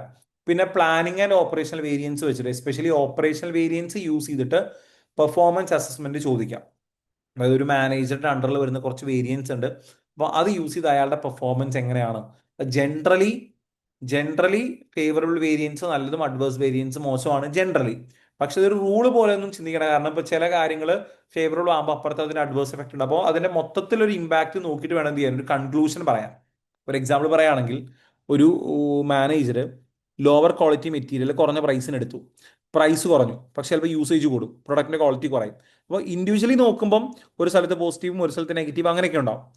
കൺക്ലൂഷനിലേക്ക് വരുമ്പോൾ ഓവറോൾ ഇതുകൊണ്ടുണ്ടാകുന്ന ഇമ്പാക്ട് വെച്ച് വേണം എന്ത് ചെയ്യാൻ, ഡിസ്കസ് ചെയ്യാനായിട്ട്. അപ്പോൾ വേരിയൻസിന്റെ ക്വസ്റ്റ്യൻസ് ഇങ്ങനെ ആയിരിക്കും നമ്മൾ ആൻസർ ചെയ്യേണ്ടി വരിക. സോ ഇതാണ് മെയിൻലി സെക്ഷൻ സിയിൽ വലിയ മാർക്കിന് ചോദിക്കാൻ ചാൻസ് ഉള്ള ടോപ്പിക്സ്. ഇതിനു പുറമെ സെക്ഷൻ സിയിൽ സബ് ക്വസ്റ്റ്യൻസ് വരാം. സബ് ക്വസ്റ്റ്യൻ ആയിട്ട് ഏതൊക്കെ വരാം, ഇനി ബാക്കിയുള്ള സെക്ഷൻ എന്ന് പറയുന്നത് കോസ്റ്റിംഗ് ടെക്നിക്സിൽ നിന്ന് വരാം. കോസ്റ്റിംഗ് ടെക്നിക്സിലെ പല കാര്യങ്ങളും സെക്ഷൻ സിയിൽ സബ് ക്വസ്റ്റ്യൻ ആയിട്ട് എന്ത് ചെയ്യാം പലപ്പോഴും വരാറുണ്ട്. അതിൽ എൻവിയോൺമെന്റൽ അക്കൗണ്ടിങ് ഭയങ്കര റെലവെന്റ് ആണ്. എൻവിയോൺമെന്റൽ അക്കൗണ്ടിങ് പലപ്പോഴും കണക്ട് ചെയ്ത് ചോദിക്കാറുണ്ട്. അതുപോലെ തന്നെ ഇൻഫർമേഷന്റെ സെക്ഷൻസും കണക്ട് ചെയ്ത് ചോദിക്കാറുണ്ട്. ബാക്കിയുള്ളത് ചോദിക്കില്ല എന്നല്ല, ഈ രണ്ട് സെക്ഷനും ഇപ്പോൾ കുറച്ചും കൂടെ ക്വസ്റ്റ്യൻസ് വരാറുണ്ട് സെക്ഷൻസിൽ. കാരണം അതിൻ്റെ ഒരു പ്രാക്ടിക്കൽ റെലവൻസ് വെച്ചിട്ടാണ് ആ ടോപ്പിക്സ് എന്നുള്ള ക്വസ്റ്റ്യൻസ് എക്സാമിനേഴ്സ് കൂടുതൽ കൊണ്ടുവരുന്നത്. അപ്പോൾ ഇൻഫർമേഷന്റെ സെക്ഷനും എൻവിയോൺമെന്റൽ അക്കൗണ്ടിങ്ങിന്റെ സെക്ഷനും കുറച്ചുകൂടെ ക്വസ്റ്റ്യൻസ് നമ്മൾ എക്സ്പെക്ട് ചെയ്യണം. എന്ന് വെച്ചാൽ ഒന്നെങ്കിൽ ഒരു 2 മാർക്ക് ക്വസ്റ്റ്യൻ ആയിട്ട് മിനിമം വരാം, അല്ലെങ്കിൽ സെക്ഷൻ സിയിൽ സബ് ക്വസ്റ്റ്യൻ ആയിട്ട് ഇതിൽ ഏതെങ്കിലും ഒരു ടോപ്പിക്കിൽ സബ് ക്വസ്റ്റ്യൻസ് വരാറുണ്ട്. പിന്നെ നമ്മുടെ ജനറൽ കോസ്റ്റിംഗ് മെത്തേഡ്സ് ഉണ്ട്, ABC ഉണ്ട്, target costing, life cycle costing, throughput accounting. ഇതൊന്നും ഭയങ്കര കോംപ്ലിക്കേറ്റഡ് ആയിട്ടുള്ള ചാപ്റ്റേഴ്സ് അല്ല. നമ്മൾ കമ്പയർ ടു ബാക്കി ചാപ്റ്റേഴ്സ് നോക്കുമ്പോൾ ഒരു സെക്ഷൻ സിയിൽ ഒരു ഫുൾ ക്വസ്റ്റ്യൻ ചോദിക്കാൻ ചാൻസ് അത്രയും വലിയ ഡാറ്റ ആയിട്ട് അത്രയും വലിയൊരു കോൺസെപ്റ്റ് ഒന്നും പഠിക്കാനില്ല. അപ്പം സബ് ക്വസ്റ്റ്യൻസ് ആണ് എക്സ്പെക്ട് ചെയ്യേണ്ടത്. അതുപോലെ ഇത് ഇൻഫർമേഷന്റെ കാര്യത്തിലും അങ്ങനത്തെ ചെറിയ ചെറിയ കാര്യങ്ങളാണ്, സബ് ക്വസ്റ്റ്യൻസ് ആണ് എക്സ്പെക്ട് ചെയ്യേണ്ടത്. സോ ഇത്രയാണ് ഒരു സെക്ഷൻ സി പോയിന്റ് ഓഫ് വ്യൂവിൽ നിങ്ങൾ മനസ്സിലാക്കേണ്ട കാര്യങ്ങൾ. അപ്പൊ ഞാൻ ഇത്രയും പറഞ്ഞതിൽ നിങ്ങൾ ഏതെങ്കിലും കവർ ചെയ്യാതെ പോയ ടോപ്പിക് ഉണ്ടെങ്കിൽ, ഈ ഇന്നൊരു ടോപ്പിക് നിങ്ങൾ കവർ ചെയ്തിട്ടില്ല എന്നുണ്ടെങ്കിൽ നിർബന്ധമായിട്ടും ഇന്നും നാളെ ആയിട്ട് കവർ ചെയ്യുക. ആ ടോപ്പിക്സ് ബേസിക്കലി അറിയണം. പിന്നെ ടൈം ഉള്ളതിനനുസരിച്ച് അതിന്റെ സെക്ഷൻ സി ക്വസ്റ്റ്യൻസ്. അപ്പം ഞാൻ പറഞ്ഞൊരു ഓർഡർ ഉണ്ടല്ലോ, അതായത് പെർഫോമൻസ് മെഷർമെന്റ് ആദ്യം പറഞ്ഞു, പിന്നെ ഡിസിഷൻ മേക്കിംഗ് ടെക്നിക്സ് പറഞ്ഞു, പിന്നെ ബഡ്ജറ്റിംഗ് പറഞ്ഞു, പിന്നെ കോസ്റ്റിംഗ് ഇൻഫർമേഷൻ. അപ്പൊ ആ ഒരു ഓർഡറിൽ നിങ്ങളുടെ എല്ലാ ടോപ്പിക്സും നിങ്ങൾ റിവൈസ് ചെയ്തിട്ടുണ്ടാവണം. എല്ലാ ടോപ്പിക്കിൽ നിന്നും മിനിമം ഒരു സെക്ഷൻ സി ക്വസ്റ്റൻ എങ്കിലും പ്രാക്ടീസ് ചെയ്ത് നോക്കുക. ഇപ്പോൾ പാസ് പേപ്പേഴ്സ് എല്ലാം നിങ്ങൾക്ക് ഓൾറെഡി നമ്മുടെ എ സി സിയുടെ സൈറ്റിലും കാര്യങ്ങളും അവൈലബിൾ ആണ്. ഗൂഗിൾ ചെയ്താൽ പാസ് പേപ്പേഴ്സ് പല സൈറ്റുകളിൽ നമുക്ക് ഡൗൺലോഡ് ചെയ്തെടുക്കാൻ പറ്റും. അപ്പോൾ മാക്സിമം ക്വസ്റ്റ്യൻ പ്രാക്ടീസിൽ ഫോക്കസ് ചെയ്യുക. അപ്പം ഇതായിരിക്കണം നമ്മളൊരു ടോപ്പിക്സിന്റെ ഒരു കവറേജ് നമ്മൾ പ്ലാൻ ചെയ്യുന്നത് ഇങ്ങനെ ആയിരിക്കണം. ഇങ്ങനെയൊക്കെ ആയിരിക്കും സെക്ഷൻ സിയിൽ ക്വസ്റ്റ്യൻസ് ഉണ്ടാവാൻ ചാൻസ് ഉള്ളത്. ഓക്കെ, ഇനി നമുക്ക് ഇന്ന് നമ്മൾ പ്ലാൻ ചെയ്ത മെയിൻ കാര്യം ഇതാണ്. എന്താ, നമ്മുടെ ടോപ്പിക്സിന്റെ ഒരു ക്വിക്ക് റിവിഷൻ നടത്തുക എന്നുള്ളതാണ്. അപ്പം എനിക്കറിയാം മേ ബി എല്ലാ ടോപ്പിക്സും ഡീപ്പായിട്ട് നമുക്ക് കവർ ചെയ്യാൻ പറ്റിയിട്ടുണ്ടാവില്ല എന്നല്ല, പറ്റിയില്ല. കാരണം നമ്മൾ ഒരു 1 hour 1.5 hours എല്ലാ ടോപ്പിക്സും ക്വിക്ലി പറയുമ്പോൾ ഒബ്വിയസ്ലി കുറേയൊക്കെ എന്ത് ചെയ്യേണ്ടി വരും, കട്ട് ഷോട്ട് ചെയ്ത് ഭയങ്കര ക്രിസ്പ് ആക്കിയിട്ടായിരിക്കും നമ്മൾ പറഞ്ഞു പോയിട്ടുണ്ടാവുക. നിങ്ങൾക്ക് ഏതെങ്കിലും ടോപ്പിക്കിന്റെ കോൺസെപ്റ്റിൽ ഡൗട്ട് ഉണ്ടെങ്കിൽ, സാർ ഈ ടോപ്പിക്കിന്റെ കോൺസെപ്റ്റ് എന്തിനാ അത് ചെയ്യുന്നത് എന്ന് ക്ലിയർ അല്ല, അങ്ങനെ എന്തെങ്കിലും ഡൗട്ട്സോ കാര്യങ്ങളോ ഉണ്ടെങ്കിൽ നിങ്ങൾ പേഴ്സണലി എനിക്കൊന്ന് മെസ്സേജ് അയക്കുക വാട്സപ്പിൽ. എന്തെങ്കിലും ഡൗട്ട്സോ കാര്യങ്ങളോ ഉണ്ടെങ്കിൽ, സാർ ഇന്നൊരു ടോപ്പിക്ക് ഡൗട്ട് ഉണ്ട്, അത് ക്ലിയർ ആയില്ല, ഒന്ന് എക്സ്പ്ലെയിൻ ചെയ്യാനാണ്, അങ്ങനത്തെ ഡൗട്ട്സ് ഉണ്ടെങ്കിൽ നിങ്ങൾ പേഴ്സണലി ഒന്ന് വാട്സപ്പിൽ മെസ്സേജ് അയക്കുക. അപ്പോൾ നമുക്ക് എന്ത് ചെയ്യാം, അങ്ങനെ അത് ക്ലിയർ ചെയ്ത് വിടാം. അപ്പം ഇന്ന് നമ്മൾ പ്ലാൻ ചെയ്ത മെയിൻ കാര്യം ഇതാണ്. ഇനി നമുക്ക് അടുത്ത 2 ദിവസം സെഷനിൽ നമ്മൾ ചെയ്യാൻ ഉദ്ദേശിക്കുന്നത് ക്വസ്റ്റ്യൻ പ്രാക്ടീസ് ആണ്. നമ്മുടെ റീസെന്റ് ആയിട്ട് വന്നിട്ടുള്ള എക്സാമിന്റെ ക്വസ്റ്റ്യൻസ് ആയിരിക്കും നമ്മൾ ചെയ്യുക. അതിൽ സെക്ഷൻ എയും സെക്ഷൻ സിയും നമ്മൾ ചെയ്യുന്നുണ്ടാവും. അപ്പം അത് ഏത് ക്വസ്റ്റ്യൻ പേപ്പേഴ്സ് ആണ് ചെയ്യേണ്ടത് എന്നുള്ളത് എന്ത് ചെയ്യാം, ഞാൻ ഗ്രൂപ്പിൽ പറയാം. നമ്മൾ അടുത്ത ദിവസം ഏതാണ് ക്വസ്റ്റ്യൻ പേപ്പർ ചെയ്യേണ്ടത്. അപ്പം ആ ക്വസ്റ്റ്യൻ പേപ്പറിന്റെ ഫയലും ഞാൻ ഗ്രൂപ്പിലേക്ക് അയക്കാം. അതുകൂടാതെ ഇപ്പം നമ്മൾ ക്ലാസ്സിൽ ഡിസ്കസ് ചെയ്യാൻ യൂസ് ചെയ്തത് സിലബസ് ഫയൽ ഉണ്ടല്ലോ, ഈ സിലബസ് ഫയലും ഞാൻ ഗ്രൂപ്പിലേക്ക് അയക്കാം. അതുപോലെ നമ്മുടെ ഒരു ഷോർട്ട് നോട്ട്സും ഗ്രൂപ്പിലേക്ക് അയക്കാം. ഇത് ജസ്റ്റ് ഒന്ന് നിങ്ങൾ എന്ത് ചെയ്യണം, നോക്കണം. ഓക്കെ, അപ്പം ഇതിന്റെ ബേസിലായിരിക്കും, സോറി, ക്വസ്റ്റ്യൻസ് ആയിരിക്കും നാളെ ചെയ്യുന്നുണ്ടാവും. അപ്പം ആ ക്വസ്റ്റ്യൻ പേപ്പർ ഞാൻ അയക്കാം. അത് നിങ്ങൾ ജസ്റ്റ് ഒന്ന് നോക്കിയിട്ട് വേണം നാളത്തെ സെഷന് വരാനായിട്ട്. എന്തെങ്കിലും ടോപ്പിക്സിൽ ഡൗട്ട്സ് ഉണ്ടെങ്കിൽ ജസ്റ്റ് ഒന്ന് നിങ്ങൾ എനിക്കൊന്ന് വാട്സപ്പിൽ മെസ്സേജ് അയക്കണം. ഇപ്പം ഗ്രൂപ്പിൽ നമ്പർ ഉണ്ട്. ജസ്റ്റ് ഒന്ന് ഇന്ന ടോപ്പിക്ക് ഡൗട്ട് ഉണ്ടെന്നുള്ളത് നിങ്ങൾ ജസ്റ്റ് ഒന്ന് ഗ്രൂപ്പിലല്ല, ഗ്രൂപ്പിൽ നിന്ന് നമ്പർ എടുത്ത് പേഴ്സണലി എനിക്ക് അയക്കുക. നമുക്ക് എന്ത് ചെയ്യാം, അത് വാട്സപ്പിൽ തന്നെ ക്ലിയർ ചെയ്ത് വിടാം. ഓക്കെ, അങ്ങനത്തെ എന്തെങ്കിലും ടോപ്പിക് റിലേറ്റഡ് ഡൗട്ട്സ് ഉണ്ടെങ്കിൽ. അപ്പം നാളെ നമ്മൾ ക്വസ്റ്റ്യൻസ് ആയിരിക്കും ബാക്കി ചെയ്യുന്നുണ്ടാവുക. അപ്പം തൽക്കാലം നമ്മൾ ഇന്നത്തെ സെഷൻ ഇവിടെ വൈൻഡപ്പ് ചെയ്യാണ്. ഐ തിങ്ക് ടോപ്പിക്സിന് ഒരു ഔട്ട്ലൈൻ കിട്ടി. സെക്ഷൻ സിയിൽ എന്തൊക്കെ കാര്യങ്ങൾ പ്രിപ്പയർ ചെയ്യണം എന്നതൊരു ഐഡിയ കിട്ടിയെന്ന് വിചാരിക്കുന്നു. ബാക്കി നമുക്ക് എന്ത് ചെയ്യാം, അടുത്ത 2 ക്ലാസ്സുകളിലായിട്ട് ഡിസ്കസ് ചെയ്യാം. ക്ലിയർ അല്ലേ?